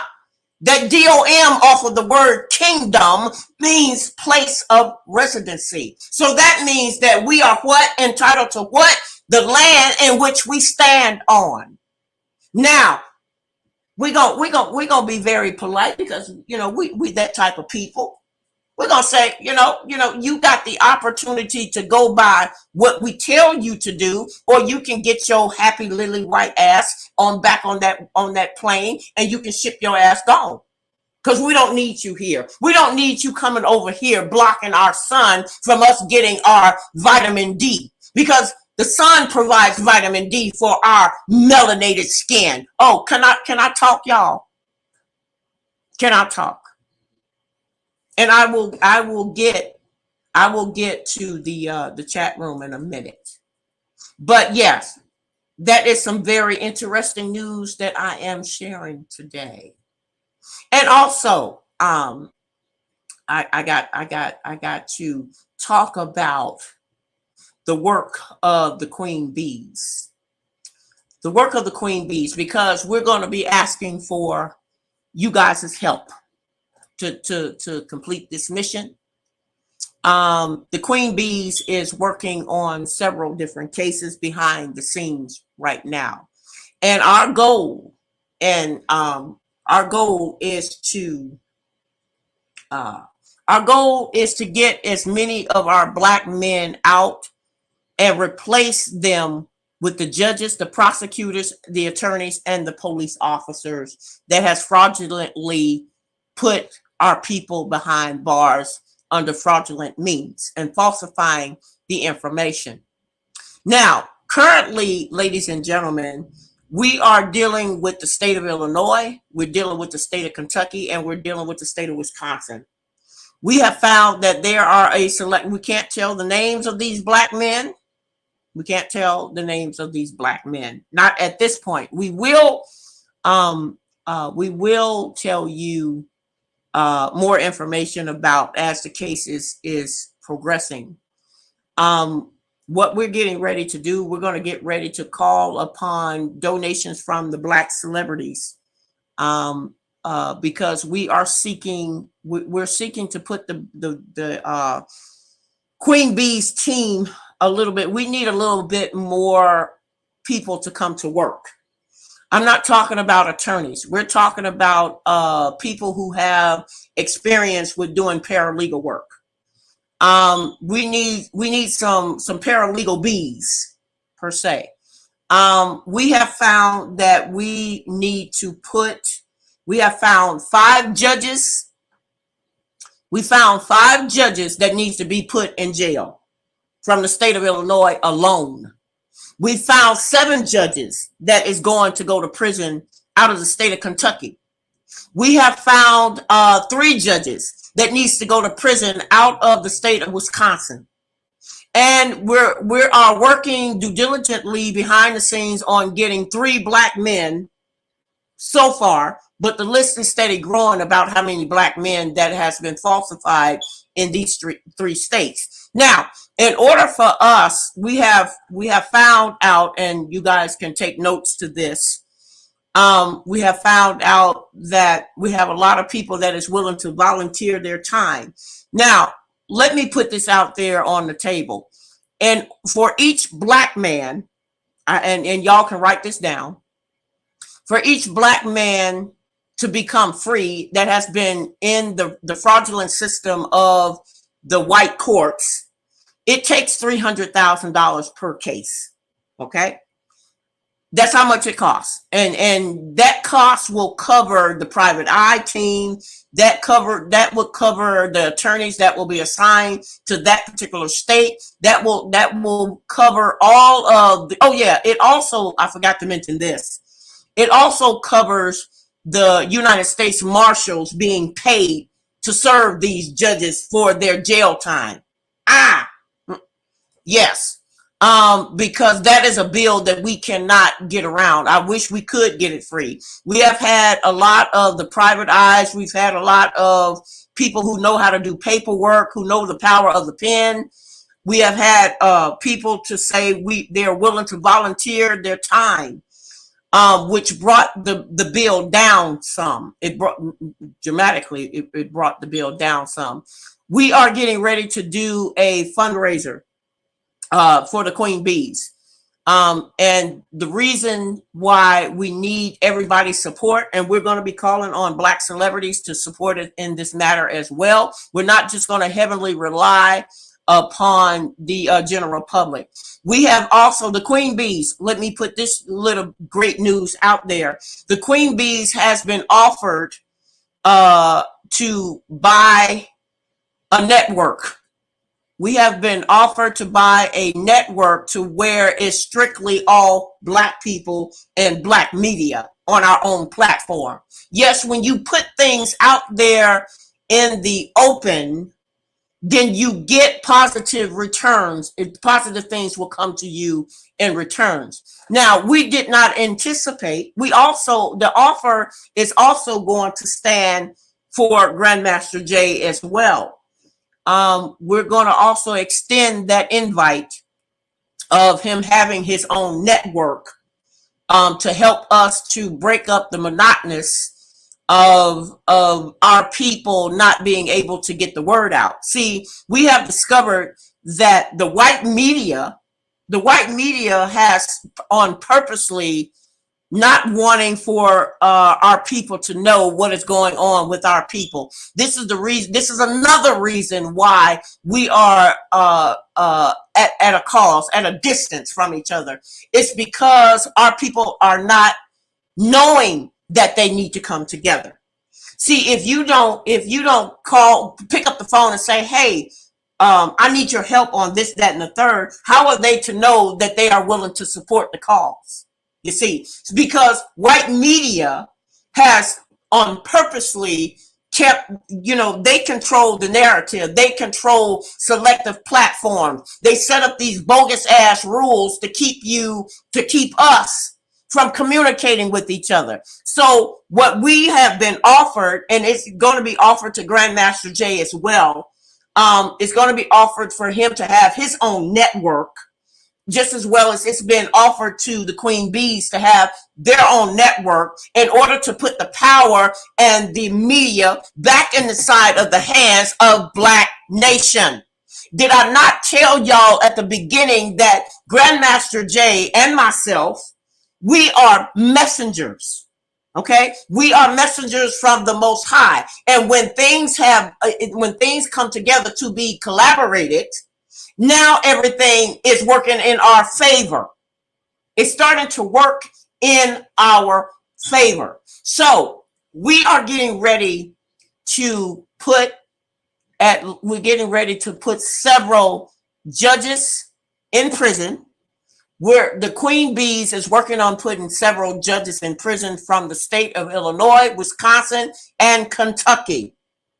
We are getting ready to put prosecutors in jail for falsifying the information in reference to these men, and I say men, that are still held in their captivities in Illinois, Wisconsin, and Kentucky. We are getting ready to prosecute the attorneys. The attorneys is getting ready to lose their license because we have filed the documentation for them to no longer to be able to practice law in the state of Illinois, Wisconsin, and Kentucky. Now, for the things, and let me say this, for the ones who have volunteered to help us with the paperwork, we appreciate you. And let it be noted that we're going to do our best to maintain that as a team, because no one person can do all of this. I am one person. I cannot do all of this, and I'm not going to try. But what I will do, I will bring my Black people together who has the knowledge and the experience to help us to put this thing together in order to see a positive result. We are getting ready to get our Black men free because we done found out a whole lot of information. We done found out that our patent is behind the military, the Black men in military. And that's the reason why they so interested in finding out who's part of what, who's a part of the Black Panthers, who's a part of the NFAC, who's the part of the gun club. This is the reason why they want to know. They're not really interested in finding out. They don't give a damn, that it's a racial issue. It's not a racial, behind the scenes of it all, it's not really a racial issue. What it is they have been stealing from us for so long that now they're getting caught up in their own criminal activities. And now we got the legitimate paperwork to prove that now part of that reparation is to put their asses behind the bars that they call themselves trying to put our Black men behind. Do you feel me? If y'all understand what I'm saying, y'all need to give me a thumbs up. If y'all understand what I'm saying this evening, y'all need to be giving me the thumbs up for this program and this and this channel. So we are going to start doing a fundraiser. We are trying to raise $125,000 right now. We're trying to raise $125,000, and that is to work on the work for these 3 states that I have mentioned.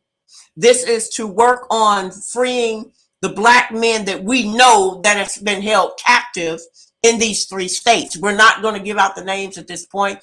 Anybody that's interested in knowing the names, you would have to go back over the videos that I've done in the past. I've mentioned some of these men's names. If you guys have been paying, if you have been listening instead of just hearing, you would have heard what it is we're trying to do. So for all donations, whatever size donation, this will go directly for the Queen Bees work. It goes for the Queen Bee work and goes for the Queen Bee channel to be kept up here. for y'all to be informed about what's going on behind the scenes of what we are doing. We have never been shy about giving people receipts. We've never been shy about, we have never been afraid to give anybody receipts. If you ask us for a receipt, then guess what? We're just like the postal people. We can deliver. Okay, so the Cash App is the $ QUEENBEES 1000. Any type of help that you can do, we are pursuing. We are pursuing on getting all of these crooked, corrupted governmental officials to be placed behind bars that they have collectively done for our black men. Our black men are, even though they are not among us, they are still our kings. They need to be loved. They need to be respected, and they need to be noticed upon. Just because we don't talk about them every day, that doesn't mean that we're not fighting for the cause behind the scenes. So with that being said, I hope that everybody can participate. We are trying to raise $125,000. That's going to save the 3 men that we have found in the corrupt system. Now, we're not saying that there are not more men in these states. If you know of a black man that has been stuck in these 3 states, Illinois, Wisconsin, or Kentucky, that you would like for us to take a look at, please email it to me, and we will correspond through the emails. Okay. Now, with that being said, yeah, I see some of the white supremacists. The QUEENBEES has been working diligently, decoding their codes that they have all of our people under. We need to, and I can't stress this enough.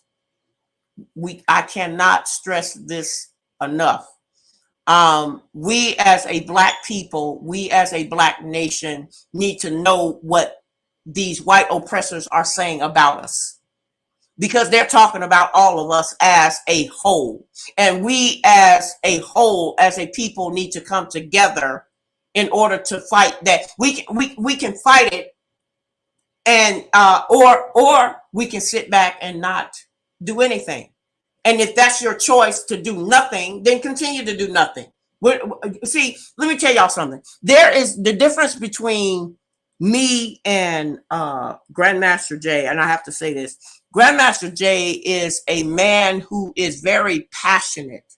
He's a man that is very passionate about his black people. He's very passionate about taking people and helping them to be woke. And I truly respect that. I have nothing but love for that.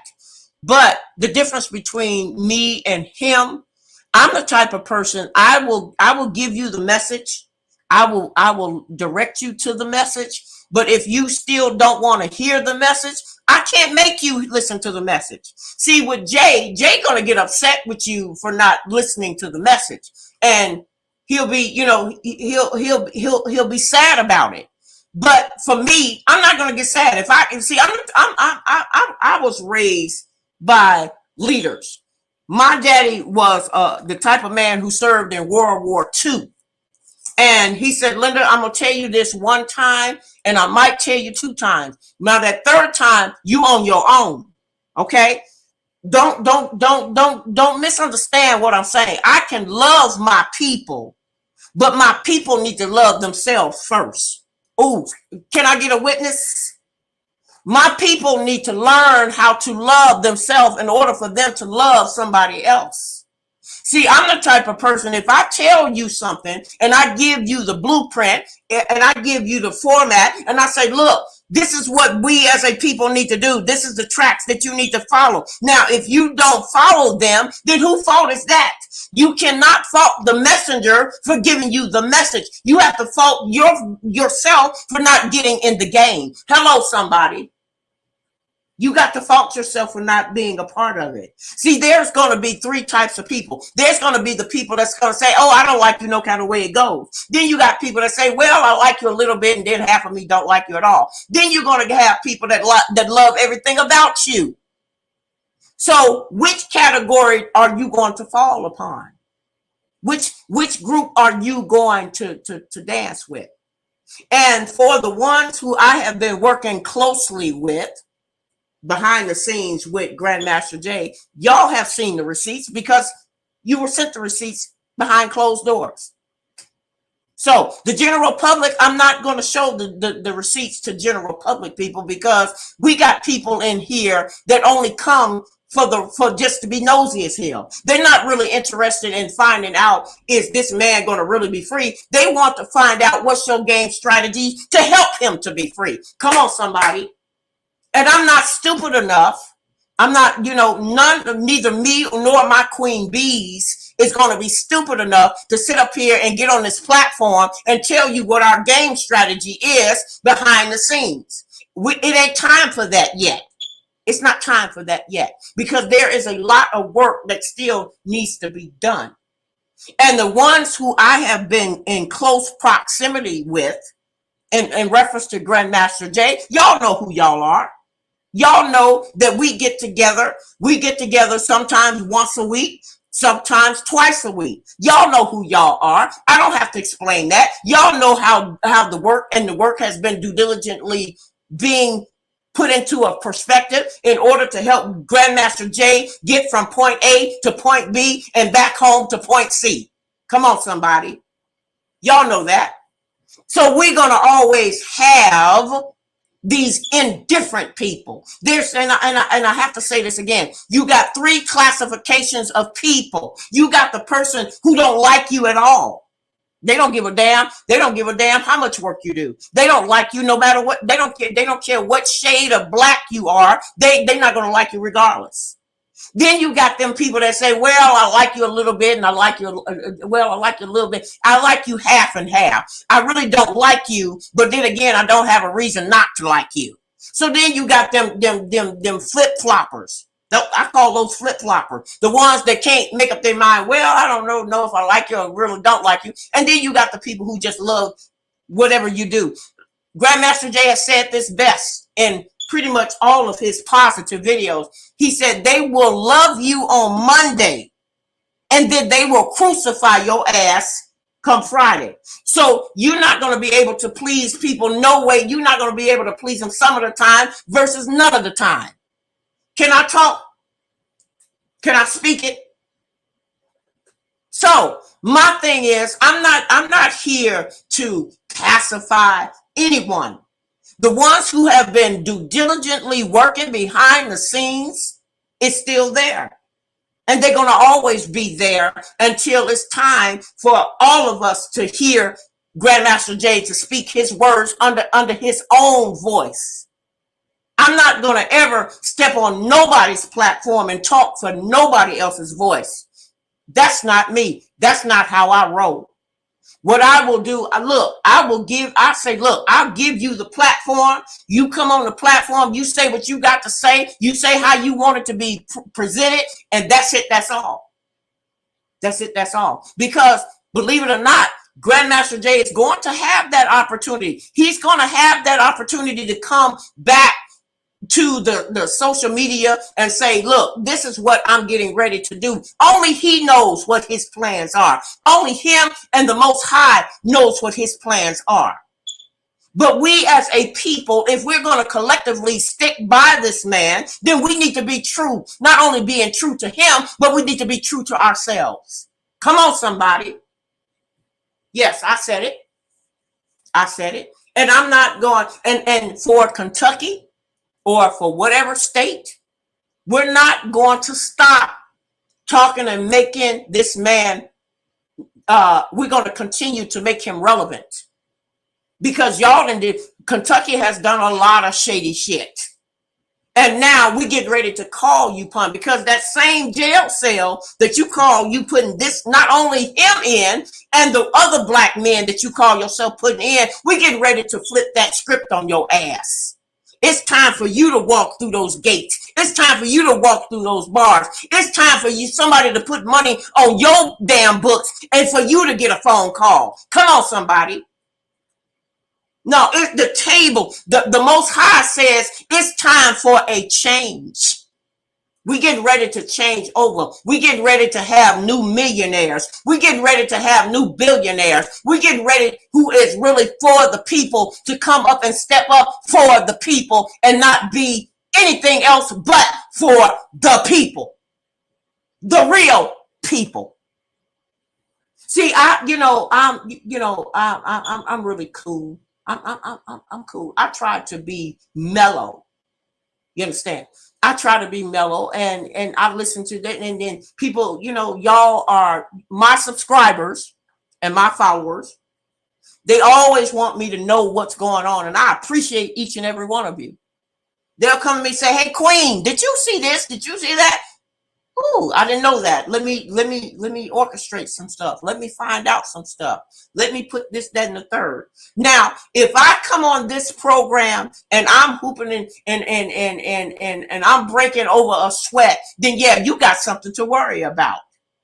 But as long as I know what's going on behind the scenes, I don't pay attention to what people saying. Oh, they said this about Grandmaster Jay, and they said this and they did that. I say, yeah, I know. But guess what? All of those platforms that had did all of that false information, we got your ticket.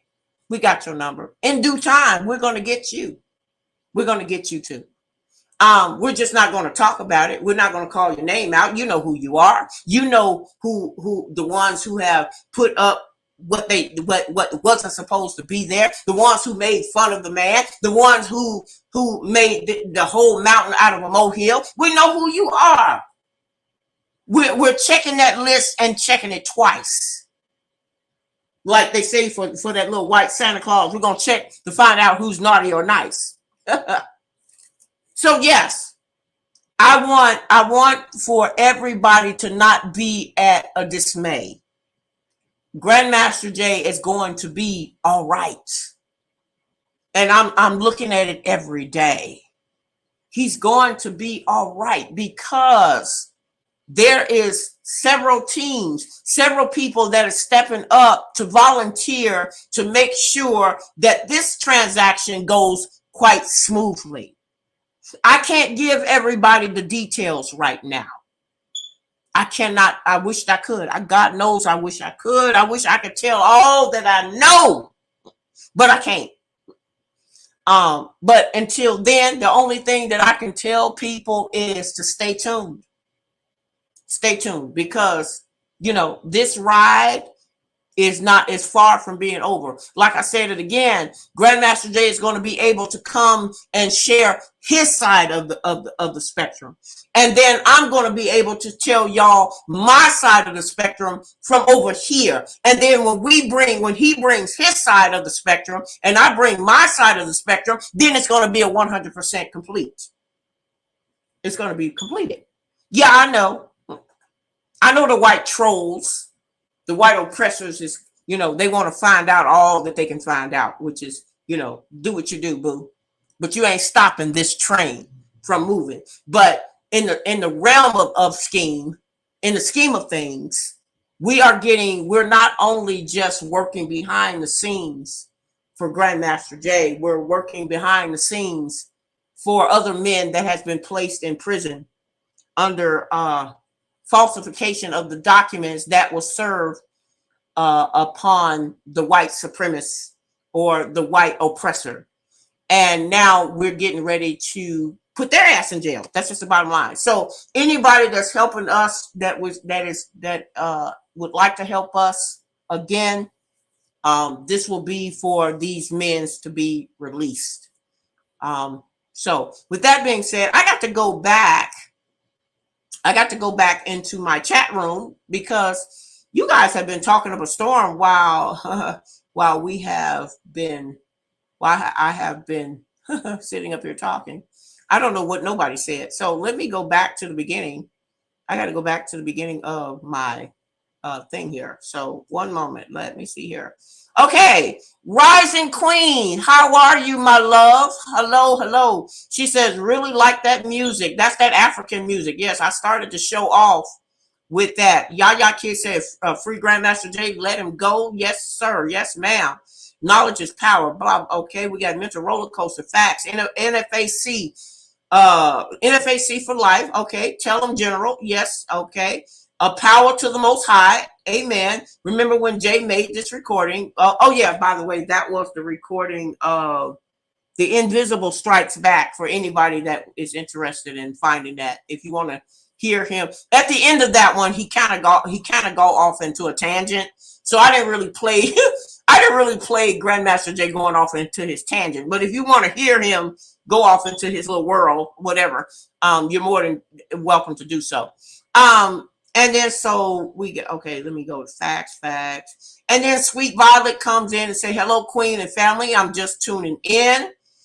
And she mentioned Yaya Kid says the invisible strike back. Yep. And she says, my big mama always said there's wet hair smells like dogs. Okay, yeah, you're right. Big mama used to always tell us that, yeah, their hair do smell like dogs. But y'all gotta think they crawl up in the bed. You know, they crawl up in the bed with their dogs, which I thought was kind of, I don't think I want my dog. No, I can't do that one, son. See, when I was when with Sheba, with Sheba and Top Dog, they always had their own room. Whatever, I have my house considered what is a 3-bedroom house.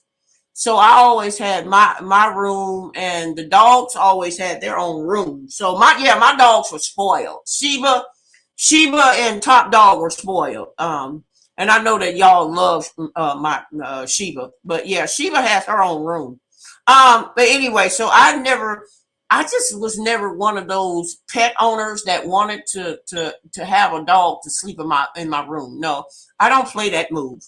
Because dogs and animals like to lick themselves. And I'm like, no, bro. We're gonna have to throw your ass in a tub or something. But anyway, and see, another thing about them, they don't I don't know what their consistency of as far as bathing. But anyway, black people, y'all know if we smell anything that smells like funk, we are rushing to go get the Coast, the eye opener, the zest, whatever. We gonna make sure that smell is no longer there. And see, what you have a lot of white people that don't believe in bathing. They believe that they're supposed to just run under clear water, and that's gonna make that's gonna make them clean. I don't understand how you could just be under some pure water and not get clean. But anyway, listening, yes, in NTC, I think she meant to say NFAC, but she put NTC. But anyway, when black people love black people, true that today, NFAC for life, woke up. Warriors of the Most High. Thank you, Queen of Radio. Salute to Frankie, Beverly, and Mays. Joy and Pain. Oh, I'm gonna play you some Joy and Pain. We're gonna play some Joy and Pain. Queen, have you played Happy Feeling? I haven't played it yet. I will look to see if I have it on the playlist. See, I have to put y'all gotta understand, I have to put my playlist together before I come on to the show or before I do a video, because if I don't, then it'll be hard for me to put it in the playlist after the point. So I don't know if I have Happy Feeling. I have to look on there to check. But I do know we're going to play Joy and Pain. She says, salute to all the messengers. Double salute to Grandmaster J, our leader, our teacher, our warrior, our leader, our visionary, our brother, and our friend. Yes, we definitely love Grandmaster J, and we're going to continue to give that unconditional love. She says, power to the Most High, free Grandmaster J. And she also stated, karma is a motherfucker. Yeah, let me say it for you. Karma is a true bitch. And that's that side piece that you really don't want to crawl in bed with. Okay. Anyway, Sweet Violet says, "Thank good. That's good that we have some new evidence to favor for Grandmaster Jay." Yeah, the Kentucky is starting to come out of the woodworks, and because they want, you know what? I believe they want their sentence to be a little bit lighter for them turning in their own governmental officials that played a part in all of this bullshit. But anyway, um. Yaya said, "My sheep knows my voice, and strangers they will not follow." Amen. Amen. Absolutely. And we have Christian. Hi, Christian. I don't know who you are, but thank you for coming. Ah. She says, hi, Linda. Can you explain a video I saw on YouTube world about Grandmaster Jay? Please tell me what video would that be, my love? I don't know. I don't know what video you saw. I know that there are some negative videos out there about them that we're working due diligently to get them shut down. And there is a black network. Yeah, there is a black network that is giving both me and Grandmaster Jay the opportunity to be the owners of. So that is the other part of that other part of news that I shared earlier in the program. Grandmaster Jay will be made aware of the details to that when he gets home. Yeah. Kristen, I don't know what video you're referring to, so you're gonna have to. I don't know, because Grandmaster Jay has 400 videos. You're gonna have to be a little bit more specific on which video you're referring to, and maybe I can answer that question. She says, "Game over, checkmate. Salute to the remote generation. Share the video showing Grandmaster Jay, yeah, exposing him. Yeah, exposing him. Well, we're gonna take care of that. We're gonna take care of that. We got that all covered, girlfriend. We got that all covered. They getting ready. They're gonna need some band-aids when we get rid of them. And so Sweet Violet says, preach it, Queen. Thank you, Sweet Violet is she's a violet.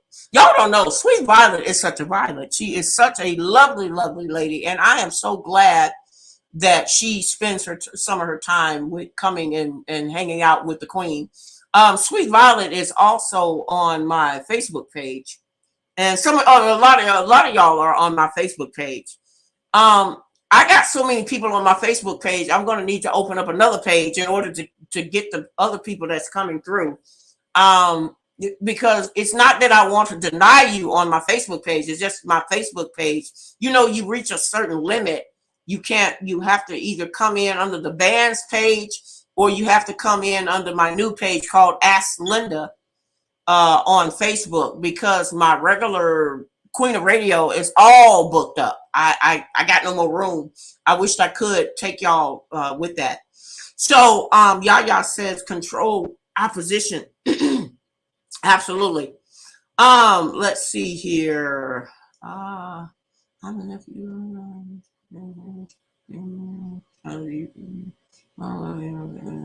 Okay, and so Sweet Violet says YouTube is causing the stream to buffer. That's the reason why we're getting ready to go on a new platform, Sweet Violet. We're getting ready to go on a new platform, so we'll have that opportunity to do so. Let's see what else we got here. Okay.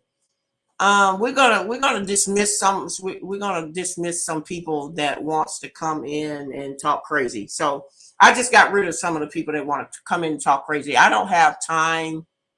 We don't have time for people that want to come in and talk crazy. So I just deleted it. Don't worry about it, y'all. Don't worry about it. Let's see here. What else? Yes, the buffering. Okay, say free them all. Yes, Yaya Kid. We're working on trying to free, because we're finding out that they are stuck in that system too, and they need to have a voice as well. And yes, as far as the receipts, we have Yaya Kids. We have already shown the receipts to the ones that have been with me throughout the duration of working on behind the scenes of that.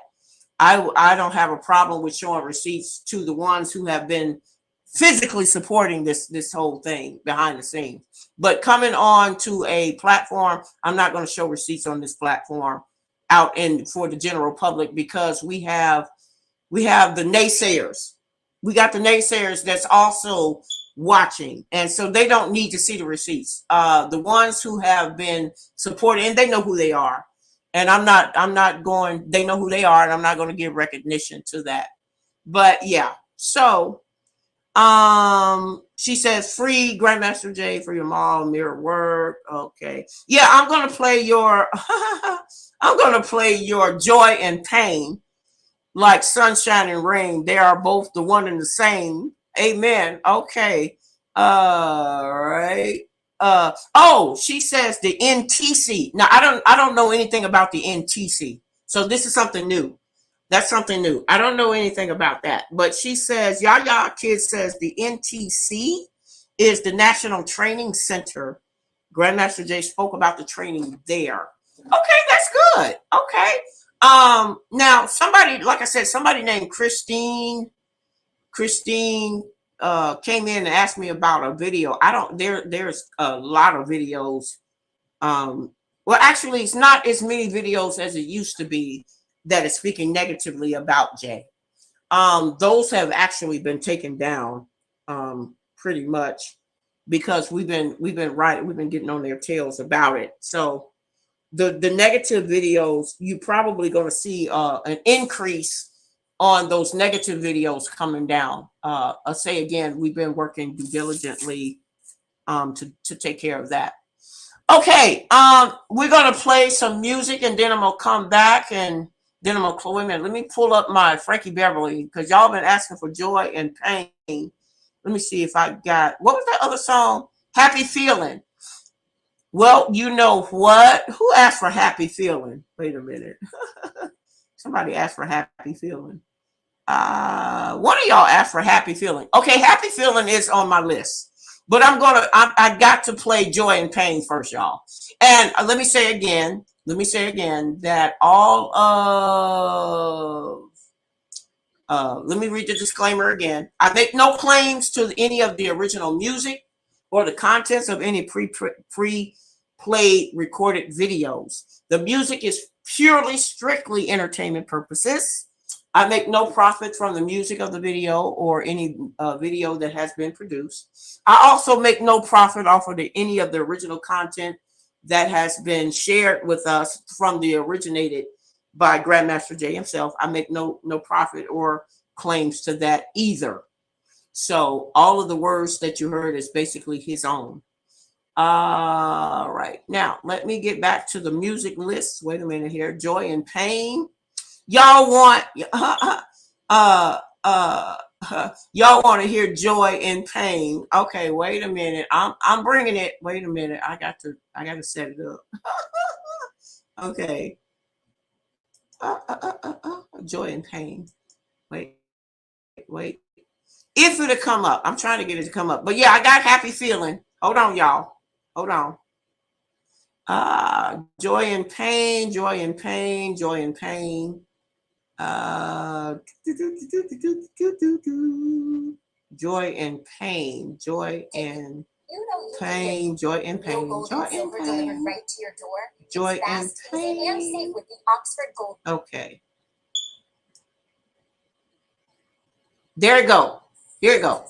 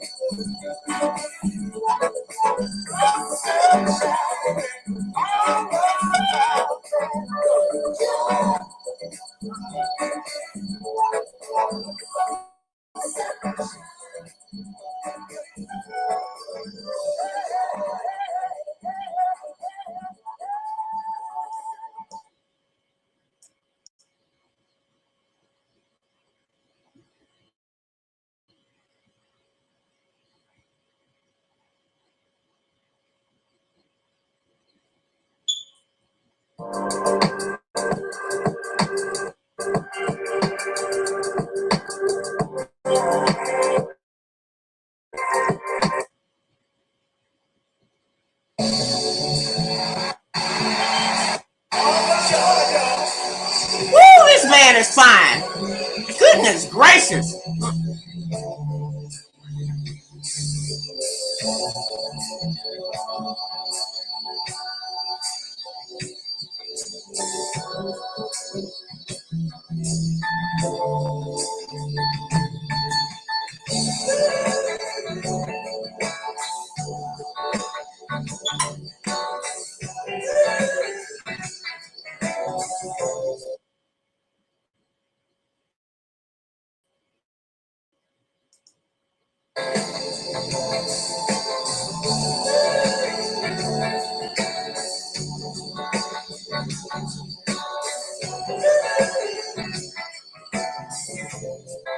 Say now, come on. Happy birthday, touching people everywhere. Touching love and everywhere. Listen to the people say.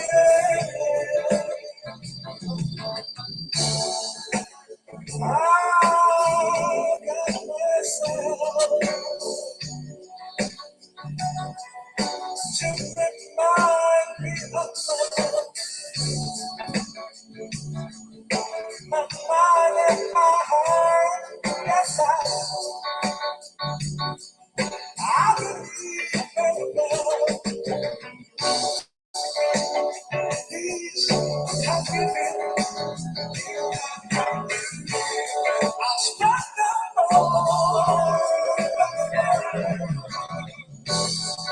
From this and my soul. I wish you happy birthday. Lord, I think happy birthday. Oh, yeah,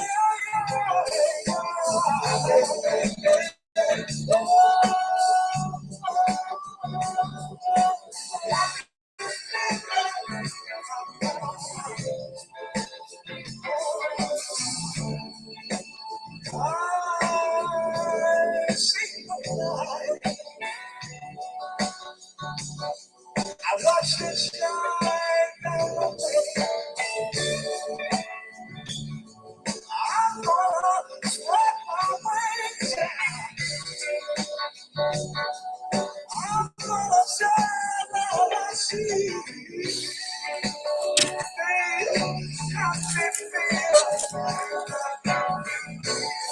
I'll start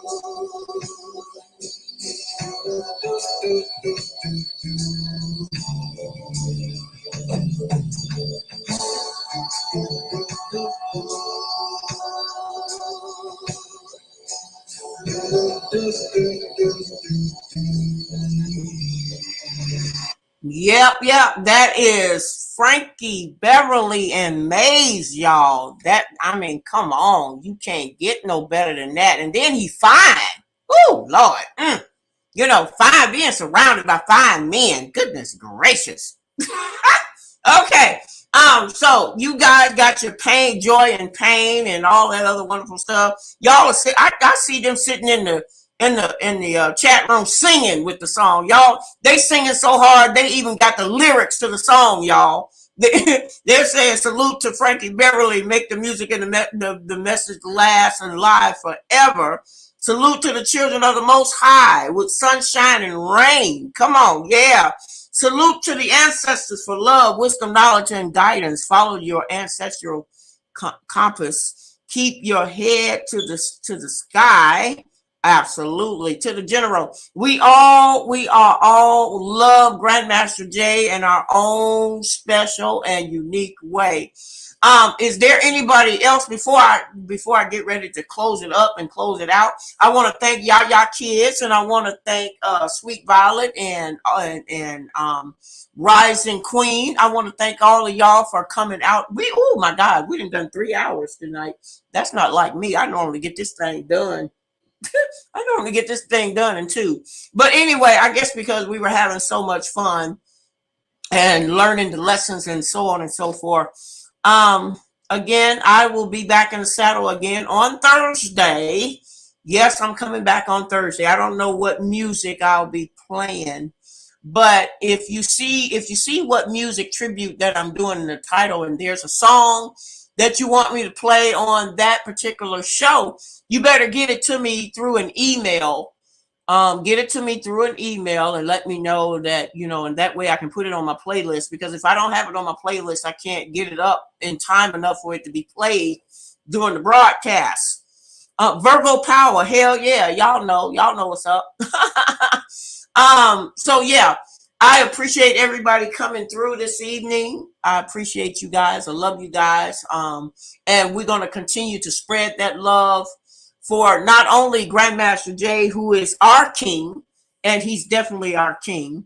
We're going to continue to spread the love for all of those other fine kings that's over there on that international platform over there. And I got some more international kings that I'm going to also be sharing a little bit more information on them as the upcoming videos. And I got some more African music. that I'm going to also bring to the platform that, you know, everybody can't be me. You know, everybody can't be me. I feel like they do them, I do me, and we'll stick it out together. So with that being said, I'm going to play the last Frankie Beverly and Maze song, if I can pull it up. And if you go into my playlist, you'll also see that I have 2 videos of Frankie Beverly doing a live video on some of the other shows that I also made a part of my playlist. So anybody interested in getting that information, it will be in the description. And please don't forget to click like and subscribe to the channel and donate to the Queen Bees.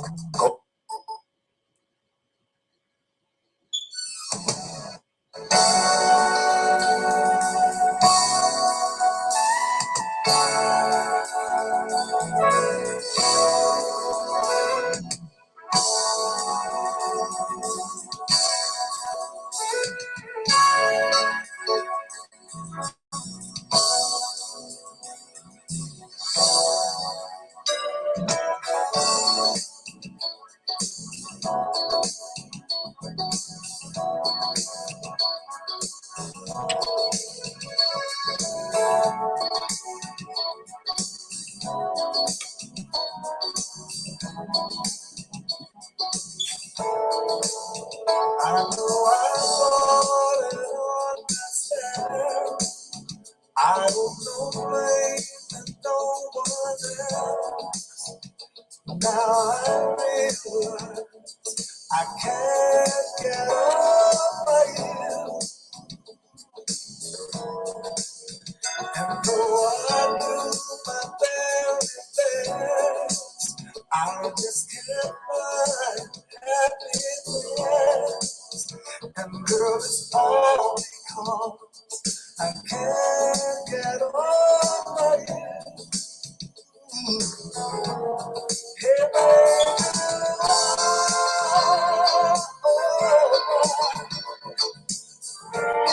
it makes me cry.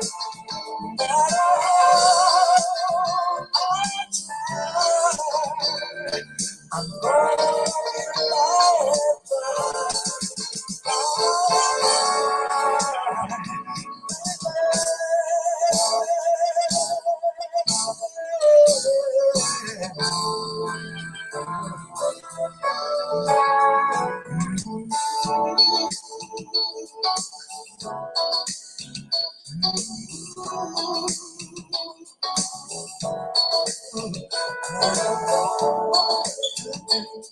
I can't get over you.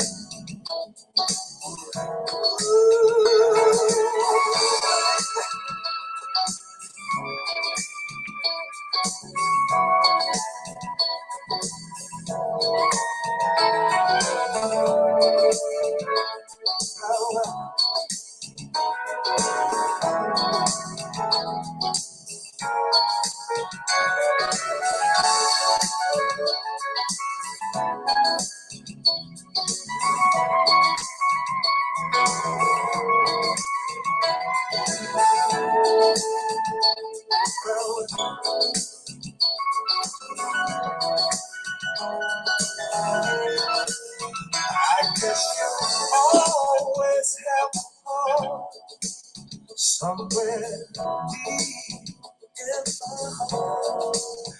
It's just too hard to hide. I can't get over you.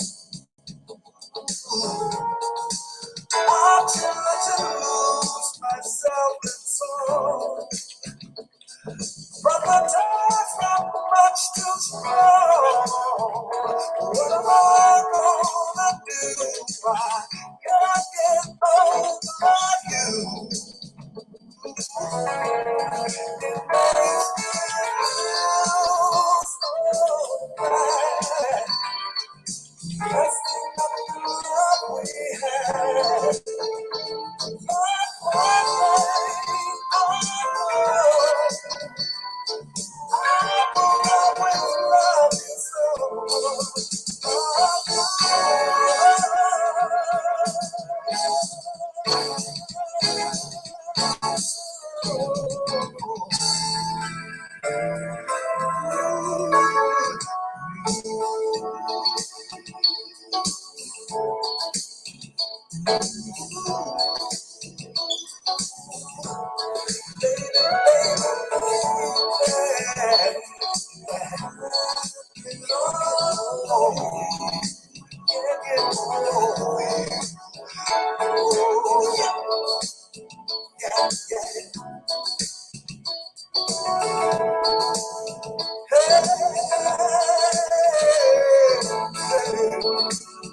No, no,